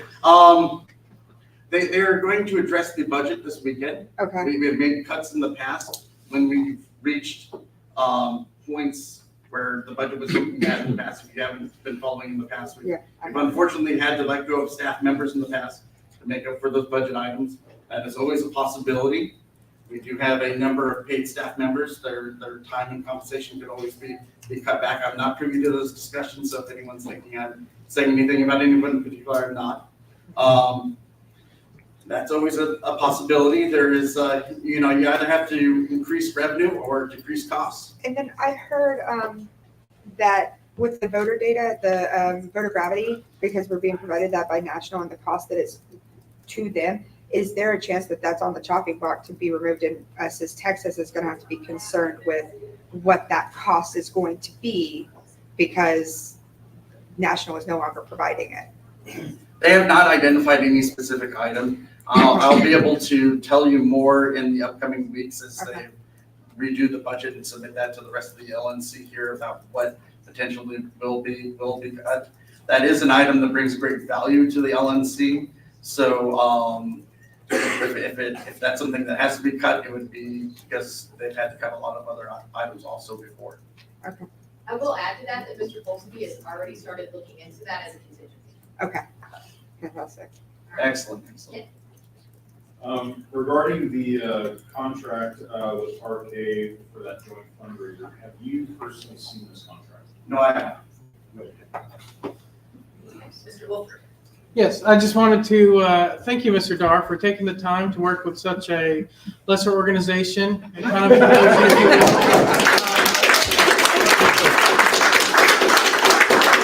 I do appreciate the professionalism we show here after this experience. in order to make sure that one day all the other states can be as good as us. There's only one great state. Here. This is really just follow on to Joni's. We have a projection. Since they are hiring more staff like on a daily basis, we understand what that's going to affect on the expense side. Particularly people are saying we need like 2 months, but we can share that with them. Those staff will need to show their value in the next few months. The projection would be that those staff members are going to help us turn things around. So it's a quick investment in staff members to see if they can give us a return on investment. All right, I had Mr. Westbrook again, and then I would see Mr. Garza. There's 10 seconds, by the way. Oh, in that 10 seconds, I'll just say, has the LNC considered printing more money?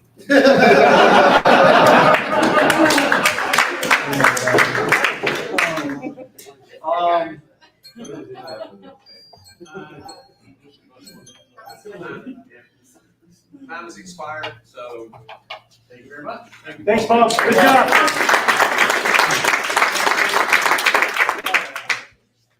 Hey, Paul, it was Garza and Nolan who were still in queue. Don't worry about my question. Business time, bring Flight of Conchords fans. We have, some notice, motion to establish and fund a campaign support fund. All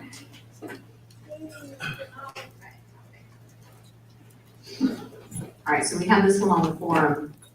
I think everybody has seen the details of this, but basically what we are looking to do is currently we have a fund, currently named the supplemental fund, that has roughly, $55-ish $100 in it. And what we are looking to do is for this fund that is not targeted for any specific thing at the moment, that's just been kind of sitting dormant. We are looking to repurpose this fund and name it the Campaign Support Fund. And what the Campaign Support Fund will do is, kind of as a piggyback to Mr. Polsky's report earlier, be able to fund some of the things that we want to do in terms of the training, for example. So he mentioned that we wanted to do some training next year for training our candidates, training people how to be campaign managers, training people how to be campaign treasurers, doing that at different places, Austin, Houston, Dallas, and everything, but at no cost to the attendees. We would pay for that out of the Campaign Support Fund from LP Texas and train these people. That way we have a bench of candidates and people who know how to run campaigns and are ready to deploy those folks for the 2026 cycle. Other things that we could do with that, might be not campaign specific, but, maybe, some block walking or, other kind of campaign focused things that aren't necessarily candidate specific, right? But something that we're doing kind of as a LP Texas umbrella, if you will. So that is the purpose of the fund. With that, there is a special project that's been written for that. And then also this proposes a update to the policy manual to capture the fact that we now have a new directed fund. So a la the legal fund or legislative action fund. Now we would have a campaign support fund to which folks could make direct donations, and we could run campaigns to get people to donate directly to that fund for campaign support, which is sometimes sexier than just general donations to keep the lights on, right? So that is what we're proposing there is 7.5.4, adding to the policy manual, which reads, a special project authorizes LP Texas to raise funds for the purpose of campaign training and support for LP Texas staff, candidates, and other campaign volunteers under the specific direction of the vice chair or applicable LP Texas staff director and the supervision of the chair of LP Texas. This fund has no minimum reserve amount. So moved. Second. Do I hear an objection? I have a request for information. What's your request? So, would this pay for, say, for example, you talk about people walking blocks. I live in Amarillo and I want people to come up to Amarillo and walk around and do that. Would it pay for their travel or hotel expenses, those kind of things for them to come do that? What would it do? May I speak on that? Yes, please. Go ahead. So there are organizations out there that will do block walking for you that are paid. So in something like that, it would be a matter of reaching out to one of those organizations that's already in that area, so you're not having to pay for travel expenses, and we would have a set cost for that. But yes, the Block walkers, paid petitioners, yes, their organization would correct. do that. Request for information. I don't remember the discussion of the, or it's been a minute. I have a request for information, just real quick. I might have missed it when you were talking, but the $5,465.87, is there a reason for that specific amount? Is that coming from another fund? That's Okay. the amount, well, as of the time I wrote it, Right. that was in that supplemental fund. Got it. It was just kind of So sitting that's there, exactly the amount. Okay, sitting there. Request for information. Cute. Yeah, my question, is it my turn? Sorry. Yes. Okay. I think so. Okay, Sorry, it's hard for thank me to you. keep up on this. My question is, it's not clear to me, it talks about various different people, an ambiguous staff position, yourself, the chair, but it's not clear to me who has final word on how this pie is sliced. Whether, some people might think it's better to spend on local candidates, some might think it's better to spend on ballot access candidates. What in your mind is the envisioned process for deciding how this fund is divvied up and where it's best used? Is that going to be done at y'all's level executively, or? I think it starts at the campaign support director's level, and then obviously Andrew and I would have, kind of approval authorization. And then ultimately SLEC oversees, always can step in. So request for information here. When we pass this absolutely wonderful idea that goes to further the very core mission of this organization, is it clear, what is the interpretation of the mover and of the executive committee of who is allowed to benefit from this? Specifically, it says LP Texas staff, that's clear. Candidates and other campaign volunteers. Candidates and other campaign volunteers, is it clear that that is limited to Libertarian Party of Texas candidates and campaign volunteers, or is it interpreted that that could include independent candidates, candidates of other parties, volunteers who may one day work for other parties, or who could take their training that they receive from us and take it to other parties? Or is there clear language and interpretation that this will benefit only LP Texas? I felt it was clear. It's a LP Texas staff, candidates, and other campaign volunteers. And now the record reflects that we're all clear. That's exactly what I was hoping to do. Is there any concern about adding a third directed donation item that we be losing money from going into our two other directed donation, the legal fund and the legislative action fund? I don't know that it would take away from those. I mean, because typically whenever we do those things, we kind of do that like a campaign blitz type of way, right? Like we're going and we're saying, hey, we're doing the fundraiser for the legal fund. We've got, this particular issue that we're trying to fight, whether it's, in our filing these things or like, hey, we're gearing up for the legislative session, help us have boots on the ground and everything. So I don't know that it necessarily takes away from either one of those existing funds, just because the way that we do the campaigns and the communications is typically done in a pretty targeted way, and we try to stagger those things so that we're not asking for the money for those directed funds at the same time. So I think that's how I think about it in terms of how we would do that strategically. Jenny. Could I speak to that? Yeah. As far as my experience recently, is that there are some people, it's not taking away from anything if someone was not a donor previously and was like, oh man, this is where I can directly support candidates. That's a big deal for a lot of donors. And a lot of times I would get people like, well, you could be, $5 a month. They're like, I don't care if it's $5. I don't want it to go to the general fund. I don't know where that's headed. But the second I say, oh, hey, we have legal fees, put in legislative action fund or whatever. But I don't see it as taking away from those funds because people are very focused that way. Yeah, well, I can do it. Just in the same way that when we approach our volunteers, it's always important to find out what they're motivated to do, right? What are your hot button interests? What do you mind?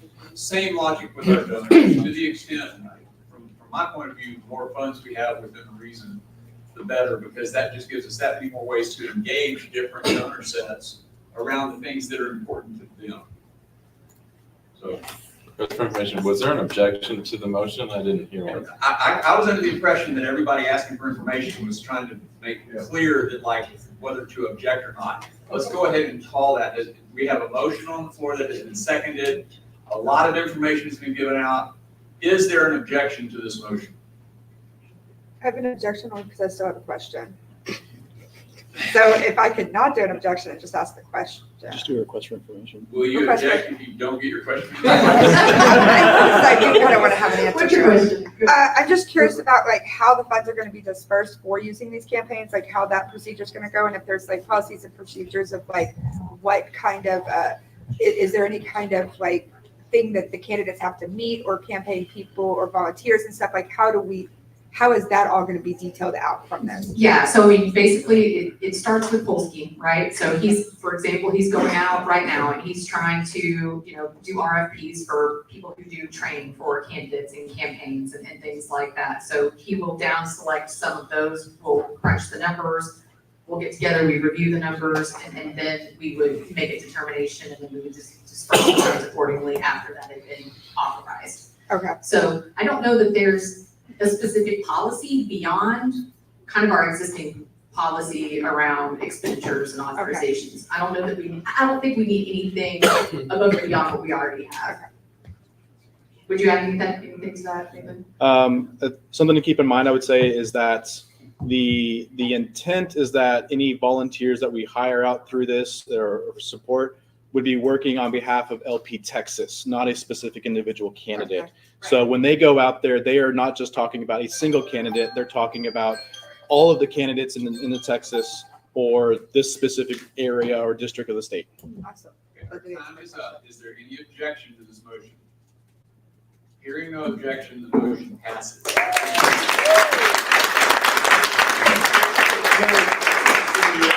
Billy Pierce, SB7. I'd like to make a motion to suspend the rules. I'm gonna do this in one shot in the interest of time. So this is a two-step or a one-step. To suspend the rules, to go to executive session, to take up the motion to hire the political development consultant. Second. Immediately. Objection. Now, rather than at the end of this. And if Okay. I were allowed to debate, I would express it, but I'm not, so. I heard a second, I heard an objection, so we're gonna vote 2/3 to do this. Everybody understands we're going to suspend the rules so that we can essentially reorganize the agenda and change the order of the stuff we're considering. So we'll go straight to are you proposing that we skip everything in between? Do you want to speak to the I don't think I'm allowed to. It's not a debate. It's not debatable, I'm not allowed to. Yeah. So are you saying we will skip everything else and go straight to that, or you're saying you want to do that first and then? Do not skip, just go to that next. Do this now. Immediately. Right, immediately. I'm in And there. then- After which, we will. After, just resume the. Okay, does everybody understand what we're voting on? Jumping to what? Suspending the. We're going to suspend the rules Yeah, to jump to what? and in the same Okay. motion to suspend the rules and to approve reordering the agenda so that the next thing we do is our executive session for consideration of an independent contractor. After which we will resume the agenda, Okay. go back to the list we have. Does everybody understand that? Okay, so if you're game for this, then raise your hand, please. If you don't want to do this, raise your hand, and that carries, so we're going to do this. We are entering executive session, Madam Communications Director.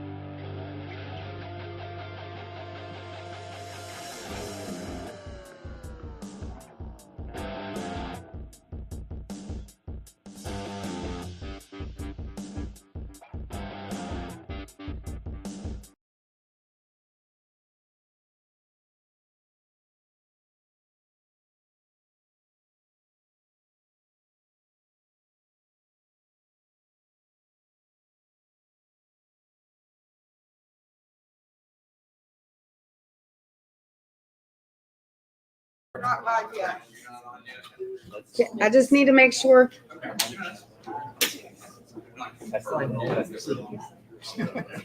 I just need to make sure. Okay. We're good. That voice sounds good. Okay. Back in order here. And, anybody have a motion to make? I'll move it. I move to authorize the chair to contract with Jeff Hughes for consulting services. According to the chair, compensated at the rate of $2,000 per month. Percent of funds raised directly by Hughes for LB Tech. Second. Have a motion, have a second. Is there any objection to this motion? Motion passes.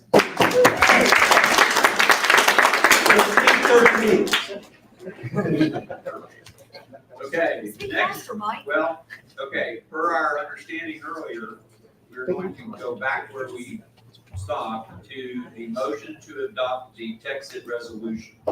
Mr. Garza.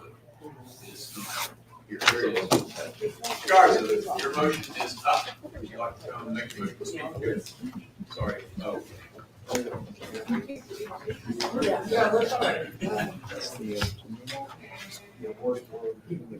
Oh, sorry, I was supposed to clarify this earlier, but you'll see on your agenda a motion to reallocate former ops department budget. That's non-starter. That I meant to mention that this morning. That's not happening. The treasurer and bookkeeper pointed out to me that we're going to be undergoing a massive. The treasurer and bookkeeper are Chatter, please.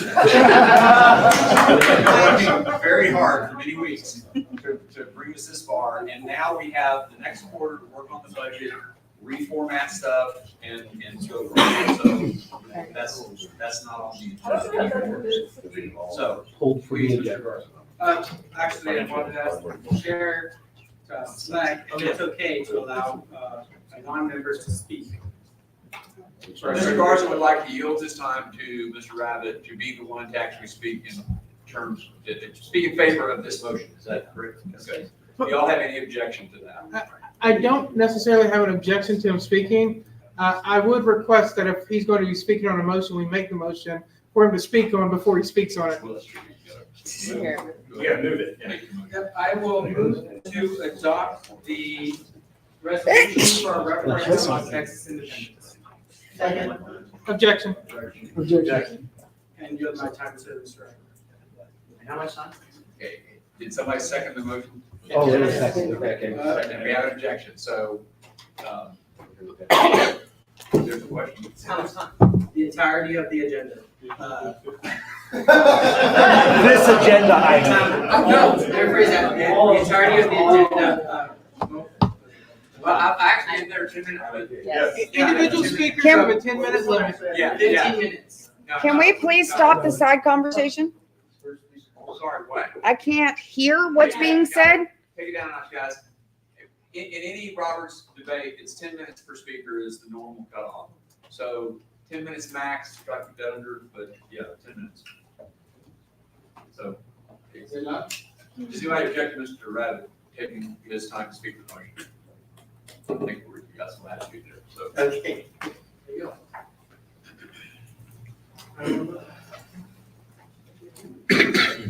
Thank you, Nathan.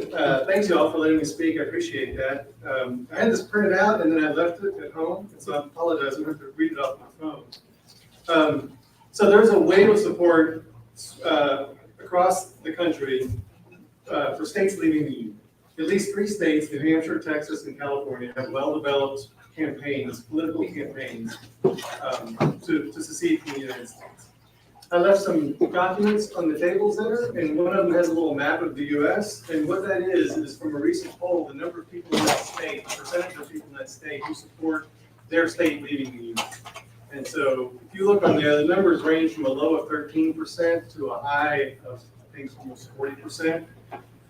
Those are big numbers. Like, this is a real thing that's coming to this country. And I'd like y'all to think back to the wave of patriotism that swept across the country after 9/11. You know, if they had done this poll then, it would have been single digit, low single digit percentages. So in 21 years, well, 23 years rather, of inflation, economic crisis, never-ending wars, deficits, riots, regulatory encroachment everywhere, people are fed up. It's not just Texas, it's everywhere. Over the last 3 years, I've personally seen a tremendous increase in support for Texas here in Texas. I've worked collecting petition signatures for Texas ballot referendums. 2 years ago or 3 years ago, it was a hard sell to get people to sign something like that. Last year, when I did it most recently, people lined up at the table, and they would go grab their friends and bring their friends over. So it's really a thing. This wave of support is likely going to recede in most states. But based on the multi-decade trend we have in Texas and my own personal experience, I think it's coming. I think it's unavoidable. And when the referendum comes, I also think that it's going to pass. There are a dozen or more explicit Texas supporters who won their primaries back in March, and they're going to be almost certainly in the legislature. They're going to join the however many there are, a dozen more probably, who are, I support it, but I don't want to talk about it publicly. So this legislative session, there really could be some movement on that. Given that it's coming, I believe it's coming, given that it's coming, if that does happen, the only reasonable course of action is to join it and to steer it. We don't have the opportunity here to be kingmaker and stay on the side and prevent this thing from happening. So with that in mind, I encourage you to vote yes on this resolution. Oh, I'm sorry, that was almost everything I had. I didn't want to talk about the committee that was formed after the convention. We met on Fridays for, I think, 4 or 5 times. We went over the original text that I had that intended to present at the convention. And we got some really good feedback. The last paragraph here, the further be it resolved, was added at the request of the convention or as a result of the convention or the committee's work. We wanted something that was a little more libertarian focused. It seemed kind of generic without that. And so we added this last, and so I want to thank the people who were on the committee for their effort.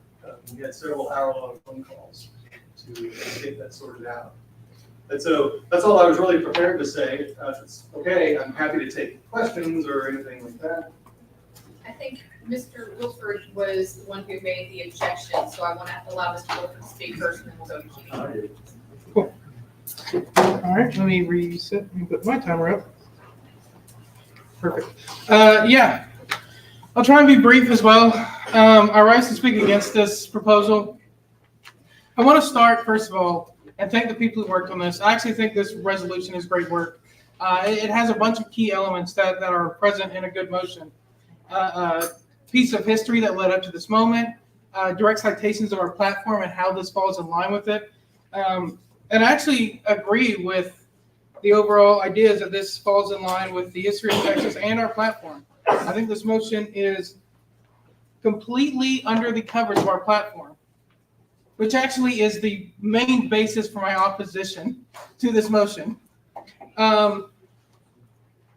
There's 2 kinds of categories of emotion that occur within a body. One is symbolic to show our support, and one is pragmatic to get something done. Maybe I'm in the minority on this, but I don't actually see us passing this legislature saying, hey, the libertarians passed this thing, so we should go do it right now. So this is probably more symbolic than anything. And to the idea of it being symbolic, I think it's great that we're making a symbolic gesture. I think the best symbolic gesture was made back at convention when they stuck this in the platform. It's already done. We could make many other symbolic gestures. We could push to make a resolution on the immediate decriminalization of crack cocaine. It would be 100% within the bounds of our platform. I just don't think it's necessarily pushing the bar forward. I do want to switch over real quick and discuss the pragmatics of this. Because maybe I'm wrong. Maybe we are going to pass this and some other people are going to pass it. And immediately the legislature is going to say, hey, well, if the libertarians are in, I'm in too. Let's do it. And to that I say, I think there are, especially in this moment in history, some pragmatic problems for us specifically with this happening. I will say that the very bottom, further be it resolved, is a little strange to me. I'm not really aware of any country or national policy where the individual political parties get to get involved in foreign policy with the government, which is kind of what's being proposed here. But it's a novel idea, at least. I don't know that it's necessarily going to pass or a good idea. I don't know if I want the Green Party to be at that table too, which is kind of where it comes down. But let's say it did happen, and that last point aside, I know the party that runs my state. I also know I'm currently in a lawsuit with them fighting for our lives. Yes. And the only reason that I'm in that lawsuit, and it hasn't gone further to just us being eliminated from the ballot, is because that was the compromise from the last lawsuit where we were fighting for our lives, and the federal government was the only thing keeping them from wiping us off the map immediately. So I ask you, if tomorrow Texas happened, forget the seat at the table, do you think we'll be on the ballot the next day? No. I'm not necessarily opposed to them putting it to a referendum for the people. And if they decide to do that, great on them. Just like I'm not necessarily opposed to the decriminalization of crack cocaine. And if they decide to do that, good on them.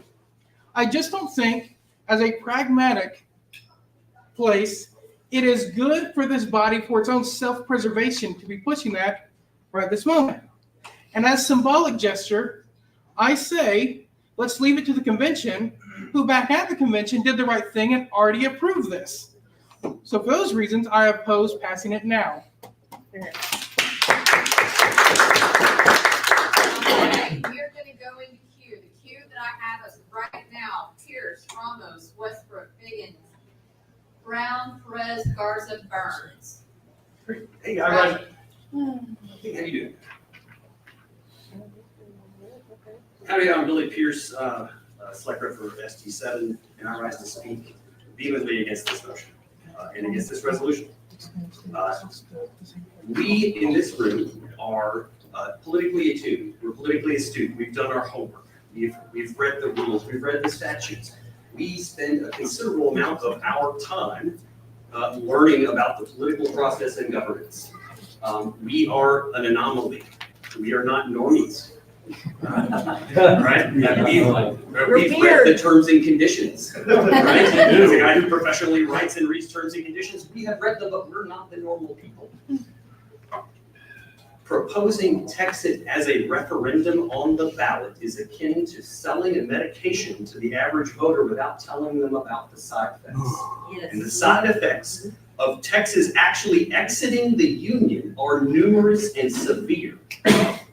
I spoke earlier about the importance of making decisions that have a small cost of changing your mind quickly and delaying until you absolutely understand everything. Decisions that are very expensive to take back. This is one of those decisions, folks. It sounds romantic. I get caught up in it myself. The idea of Texas going back to being an independent nation, screw those guys in Washington. I get it. I understand the romance and the attractiveness of it, but it's not as sexy as it looks. We give up. Let me tell you some of the costs, just some of the costs to us as Texans. We give up our ability to appeal to a higher or an outside body when Texas is oppressive. Let's think back to our history of being oppressed by Texas, and let's talk about the Little Rock Nine. For those of you who are old enough or read enough history, what would have happened if, in Arkansas without the ability to appeal to the federal government? Arkansas literally mobilized troops to keep those black kids out of school. Yes. And that was their governor. And without the ability to appeal to someone else, we lose that, or it becomes a shooting match, right? And that's not where I want to go. We lose 200 years of common law and SCOTUS opinions. Things like, I don't know, Miranda v. Arizona, Dunaway v. New York. Anything that there are tons of SCOTUS decisions that do not have an equivalent at the Texas level because there was no reason to. All of a sudden, those are gone, and we're re-going through all of that stuff, and Texas can oppress us. And by the way, our Supreme Court justices are elected. Yes. And that makes a big difference in how they rule. We can talk about the Supreme Court and how broken it is of the United States, but let's not pretend that Texas Supreme Court isn't politically motivated and trying to get reelected, all right? Yep. We lose those protections. Think about the overhead that we'll have to stand up and pay for. Taxes are not going to go down, folks. They're going to go way up. We have to stand up an entire Department of State. We have to make trade agreements with everybody, including, I don't know, the United States of America, the largest economy on the planet, who's really pissed off at us for taking away the largest army installation in the United States for good. And the 7th largest port in the world in Houston. You think they're going to be happy with us? Hunky-dory trade agreements with us? Heck no, it's not happening. It's not a friendly divorce. And anybody who thinks they've been through a friendly divorce got screwed over by their ex-wife. Immigration policies. You think immigration is messed up now? You wait until you just give it to Texas. And by the way, you think it's going to be easy for us to move to New Orleans or Oklahoma or New York to get a job? Yeah, get it. Have you ever tried to help someone from another country get a business or a work visa in the United States? I've sponsored 34 of them myself. I can tell you it's not easy. Not easy. And it costs a lot of money. Go get your job in somewhere else. It never mentioned all these companies that are relocating their headquarters to the state of Texas. Man, I love it. But you know what they're going to do? The United States is going to be pissed off at Texas for seceding. They're going to tax the living F out of anything coming out of Texas. And those companies are going to be like, sorry guys, I'm in it to make money. They're gone. Currency. Let's talk about our loss of access to the world reserve currency and what that does to our economy in Texas. Let's talk about the fact that right now, the Texas legislature and executive body can't deficit spend, or they can only deficit spend until they start getting into the rainy day fund. And then they have to, do something else. They're going to do that. They're going to spend all the money. And the next thing they're going to tell you is, in order to keep us alive, we've got to create a fiat currency. We've got to start printing more. And we're right back into the same dadgum cycle. Texas politicians will be enabled to create a fiat currency and we'll be screwed. Tariffs, trade restrictions, punitive measures from the United States, and a non-zero chance of violence. Don't sell this to them without telling them the side effects. Thank you. By 5 minutes? I don't think that's not enough. That's not enough. Never mind. Some more time? How many? It's either way. Expiring time would be, we call a question, we would go to a vote, but which would. You might want to rebut that. On 2/3, can we extend or not? We can extend, just like we've been, it's 2/3. I'll go ahead and make Motion extend time for. I'll go ahead and add it to be 15 instead of 5. Second. Okay, we have a second. Objection. So it's debatable, it's a 2/3 vote. If you would like to extend for 15 minutes, raise your hand. If you would not like to extend for 15 minutes, raise your hand. That's Two-thirds. It's not 2/3, it said yes, was it? No, Yeah. The motion to extend fails because it was 2/3. Right. Call for That's count. I'm saying I don't see, I'm gonna have to count it. Like Okay. Either I'm gonna be better at that or it's just closed. So let's see, maybe it'll be close, maybe it won't. If you want to extend for 15 minutes, raise your hand. Got something important to say. Won't take long. Help me out.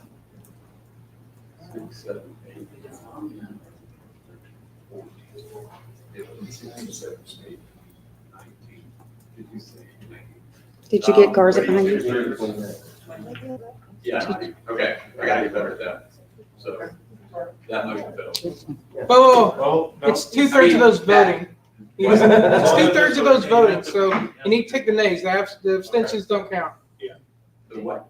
You gotta go. That's right, the extension count. Okay. All right, so if you don't want to extend time, please raise your hand.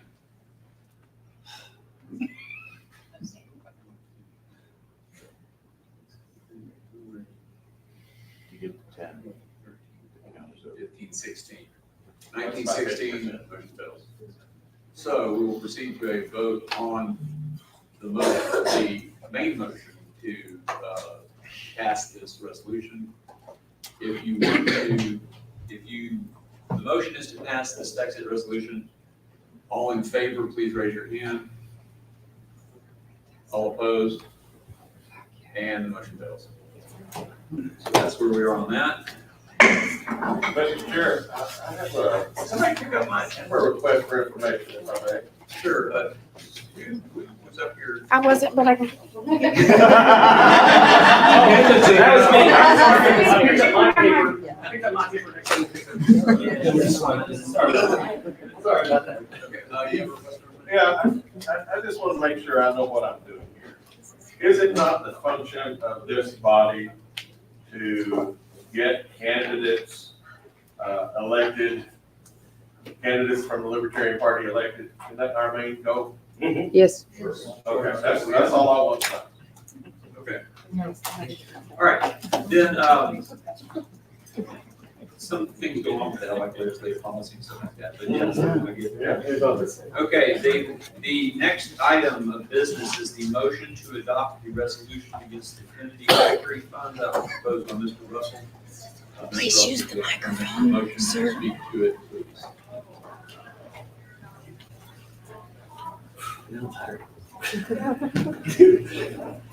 Your mother has that. Just make the motion. Kyle, please use the mic. Very good. I make the motion to pass the following resolution that was posted on the forum against the LNC Kennedy Victory Fund. or whatever.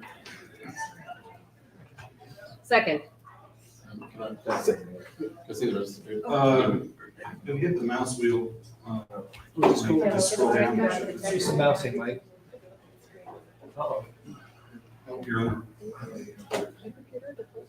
Does he need to read this out, or are y'all familiar with this? Has been on the forum. I'm familiar. Do not need to read it. Okay, we know what's under consideration here. It's available in the Ignite. You can see it on the forum already. So moved. Is there a second for this motion? Yes. Second. Is there any objection to passing this motion? Objection. We have an objection. Now we'd be like to tell us more about it. Yeah, I think we. Wrong timer, sorry, wrong timer. Yeah, I mean, we spoke about it on the forum. There's been a lot of debate and talk about this since this came up last month. Obviously, I believe it violates our national bylaws, and it just goes against the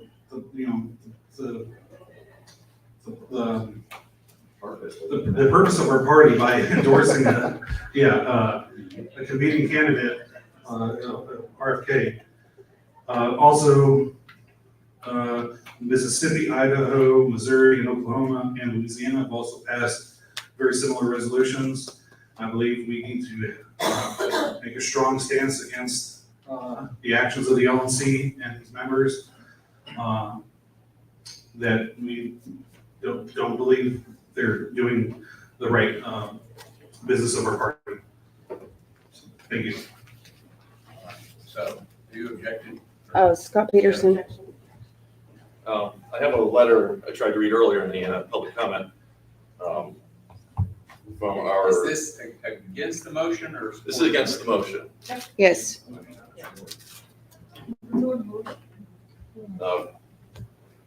This resolution against the Kennedy Joint Fundraising Committee. The claim it makes that it violates the bylaws. This is from Patrick, by the way, the Assistant National Treasurer. He's going to go one by one, go each bylaw claims it violates, but that would have taken way too long. I want to wait for that because you may have just raised some questions. I'm interpreting this as Mr. Peterson's contribution to the debate being heavily coached by somebody he trusts. I mean, I don't know how to explain that, but I am permitting this as Peterson's way to get his point of view expressed. I'm just the chair. It's up to y'all. Yeah, I mean, Scott can say what he wants to say, and maybe not what Patrick wants to say. Yeah, go ahead and speak. We're in territory here. See, Yeah, can I speak to this? Yes, please. Yes. Order, please. While the House has and the Senate have different rules, which is what Roberts was ultimately based on, I am not personally aware of any rules in Robert's order as long as someone is staying on topic on reading the papers. The fact that someone else wrote that paper, whether it was the chair of the the Federal Reserve or a treasurer, if this is how he wants to use his time to speak against us, as long as it stays on topic, he can read papers. 10 minutes. I will not take 10 minutes. So we're not going to go through, you do not want to go through the bylaws one by one. If you're actually concerned that it would violate the bylaws and not just a hater of the current LNC, then I'm going to ask that you postpone this vote. The Judicial Committee just had a hearing on this on Wednesday over whether it does violate the bylaws or not. And I think it would be very embarrassing for this body to pass a resolution claiming the Joint Fundraising Committee violates the bylaws, only of the JC to come out for a ruling that says it doesn't, just in case. So if that's something you're concerned with, please postpone this until the JC has released their opinion. And for those who just want to hate on the current LSC, I would suggest focusing the energy on trying to get a JFC started for our own candidates. I also want to respond to some things said in the forums about the JFC and try to clear the air about this.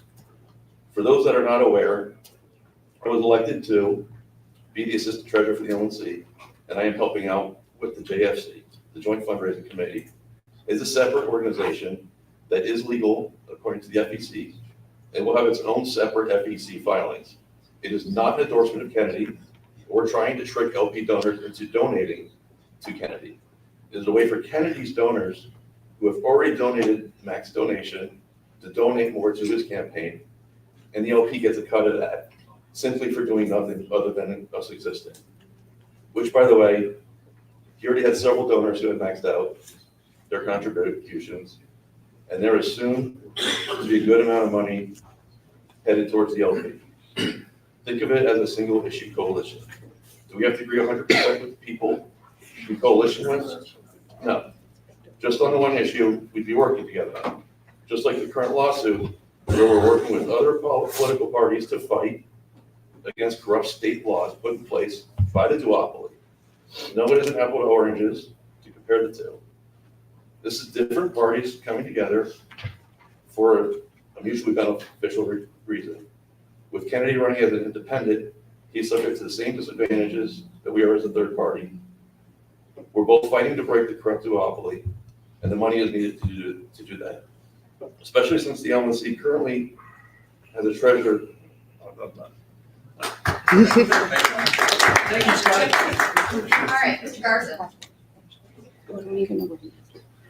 Point of order. Are we alternating in favor and against as we do this? I think so. I'm trying, but Speaking for you. yes, So I did on the forum outline 4 violations that I saw. Article 2, Section 1, Article 2, Section 2, Article 2, Section 4, and Article 14, Section 4. So when you go to I posted my source here, it's the KennedyVictoryFund.com, right? So it's the webpage, and you can see it. I posted the source. Very often they talk about together, Kennedy, Shanahan, and the LNC are paving the way for a brighter, more inclusive future. Join us in making history. Talks about one of the most remarkable aspects of this committee is its nonpartisan nature, enabling state parties from various non-establishment groups, including the Libertarian committees, the Reform Party in Florida, and other independent parties to unite and support Mr. Kennedy's historic challenge to the two-party system. So often we see those kinds of things. When I look at the violations that were proposed in this resolution, it looks very clearly that the will of the convention delegates were sidestepped. Yes. When this fundraising committee, joint fundraising committee was formed. Very often on that webpage does it make reference to the Kennedy Shanahan campaign and things like that. But nowhere do I really see anything about our nominees' campaigns. We do not get to see Oliver Termott. And so with most of these sections, violations, it looks like this partnership or movement really doesn't support our campaigns at all. So that's really where my issues for those violations came from, that they're supporting someone for election other than our candidates. The joint fundraising campaign, it talks about its nonpartisan nature. The Libertarian Party is not nonpartisan. It is very partisan. We should not be.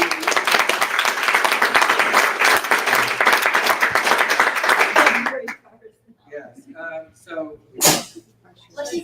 that is pretty much all I have to say. I posted everything in the forum, and there is no reason that we should be endorsing or passively supporting any kind of joint fundraising committee with a campaign that is not the Libertarian campaign.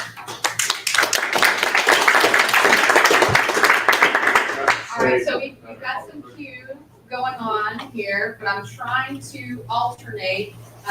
Next up is RJ. RJ, are you speaking in favor of the motion or against the motion? Against. Okay. Okay. Well, I already said a lot of the stuff on the SLEC forum, so I'm going to try not to repeat myself too much. I think that while I strongly am not as pleased with what the LNC has been doing, and not just on this topic, but others, I believe that this is kind of a moot point. I know I'm not scared of the word censure or whatever, but for me, it feels like this is literally just a copy paste from another state. I think it's not as genuine, and there's ulterior motives behind it. And also, I don't know, while I have the floor, did you see what I? Yeah, I did. I'm looking it up right now. Okay. But if you have the floor, you can do it now. Okay. For sure. Due to time constraints, and I have a 1-month-old out there, I'd like to call on the chair for orders of the day, be it that it's 5:04 p.m. Object. It's not debatable or objectable. We're in some. Orders of the day? I don't believe that It's on the day is what you're doing. I mean, how Orders of the day. do you process that? I mean, what I'm confused about, let's get this straight first. The times on the side, I said this morning, were estimates where we should be. Yeah. The times that matter are the times that I gave the individual agenda item. Okay. So we are, my understanding, in orders of the day, processing the last item on the agenda. As we moved earlier, when we changed the order a little bit, and we said we were going to the order in the agenda. So, to the best of my knowledge, we're still within our guidelines. This is called the question. I move to call the question. Well, what I heard was he moved orders today. Yeah, So- but you may want to. If your understanding, Mr. Chair, is that we are currently on orders of the day, I would say your objections are not well received. I rule that we are on orders of the day, and if someone wants to appeal, they can. Other things are available. Yeah, well, my ruling is we are in orders today, so Yeah. that's.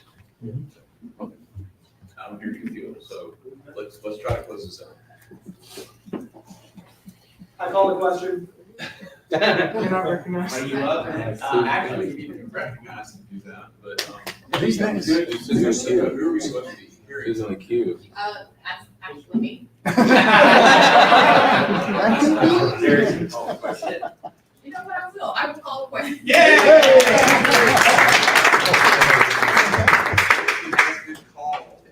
Is there any objection? Objection. I figured that was kind of a. You got seconded, right? Yes. Still second. And we have an objection, so we're gonna vote on whether or not to go ahead and call a question. Who wants to call a question now? Stop the debate. Okay, and who wants to keep the debate going? That motion passes, then we will call the question and we will proceed to a vote on the resolution. So, if you are in favor of passing the resolution under consideration as motion, please raise your hand. And if you are not in favor, if you oppose this motion, that motion passes. That carries.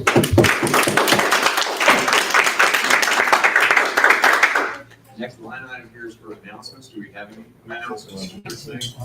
Yes. All right.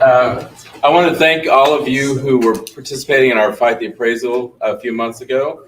I wanted to thank those in the room, Amanda and Nathan Polsky and Andrew were among those who helped out. Did I miss anybody who was involved in that? I just want to encourage you that there are other things that we are rolling out that the whole mentality behind this is to equip people outside the Libertarian Party in Texas to do libertarian things. So the whole motivation there was to encourage them as they're facing their property tax appraisals to be equipped to go out there, whether they join the party or not, whether they vote for our candidates or not, to do libertarian things in taking on the state.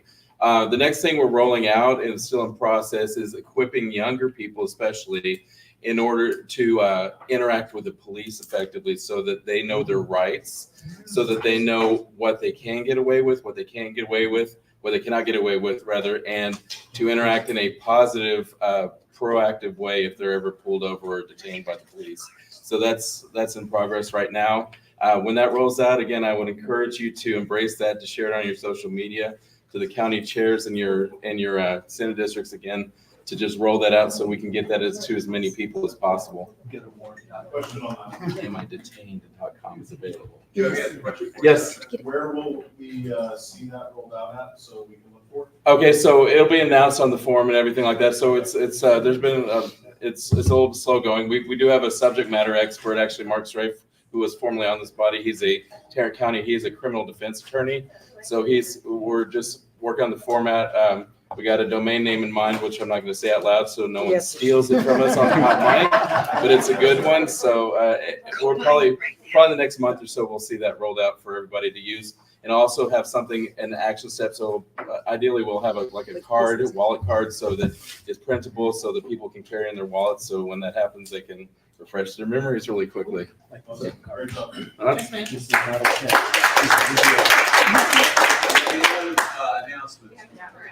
Yes.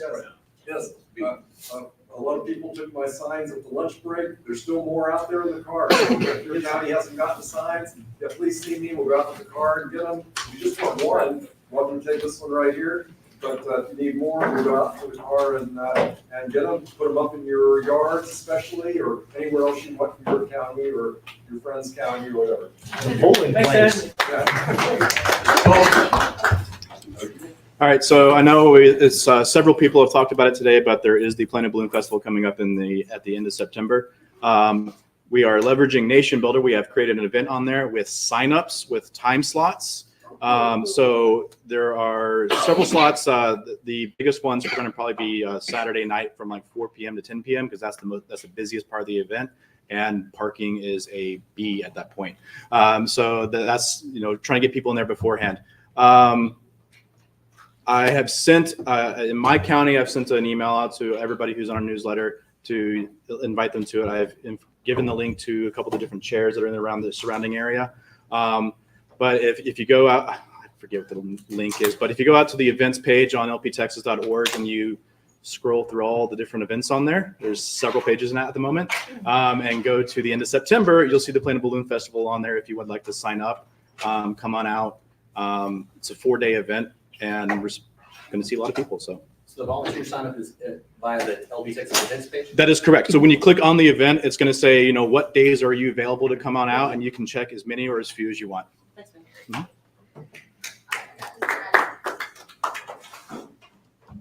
I just wanted to address a couple of things. We do have 3 scheduled trainings coming up for the affiliate team. The next one will be raising money, bank accounts, and TEC. The one following that will be a general growth one. We've had a lot of new county chairs come in, whether through being affiliated or their first time as county chairs being elected. So we will be doing a generalized growth for the counties. The one following that, I'm having somebody come in who runs a college outreach program for the Libertarian side of politics. I'll be having him, that's Tim Durkin. He will be coming on and talk about college outreach, setting up an affiliate program that the Libertarians are using on the colleges, and basically how to pull these kids out of the duopoly state. So those are like cool things. Also, everybody is invited. Oh, and Amanda was gonna do comms as the fourth one after that. She's gonna talk about how to do Twitter, Facebook, all the social media, reaching out to people, like press releases, stuff like that.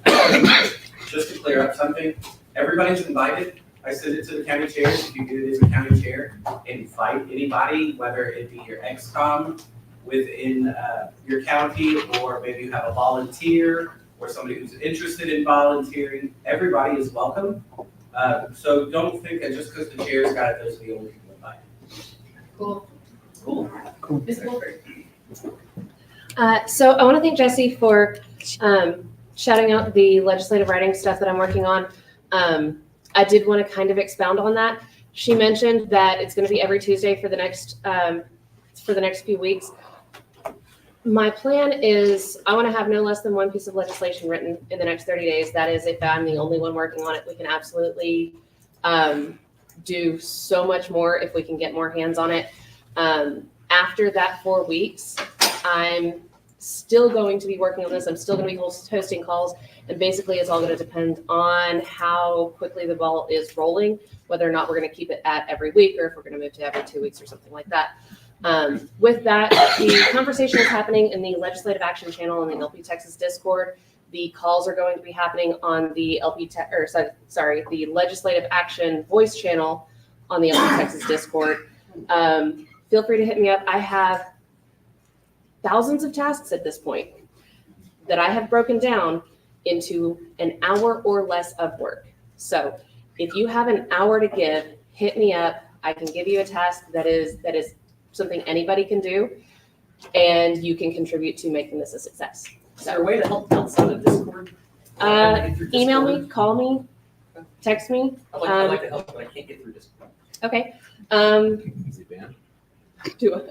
Yeah, you can, and I'll say this on the YouTube, you can email me at anastasia.wilford@gmail.com. You can call me at 903-516-2280. I am available. You can text me also, same number. So I got Mr. Hale, then Ms. Jones, Ms. Moore, Mr. Schmidt, and then Ms. Huntsberg. Your time, Ms. John? Okay. 45 seconds. I put out 100 of these during the primary. They all got stolen. Oh.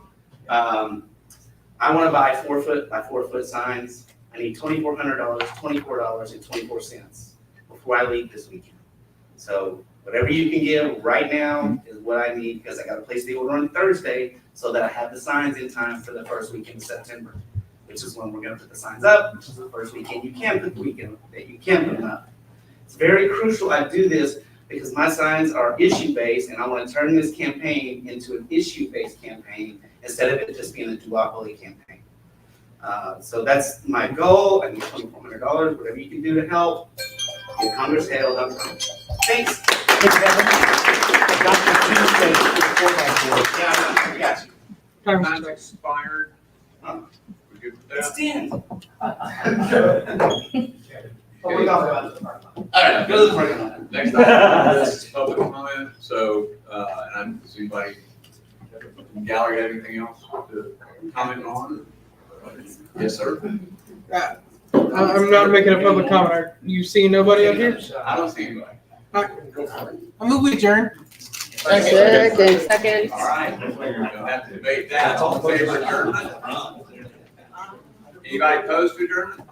I think that's motion carried. Are you serious, Mike? Jesse.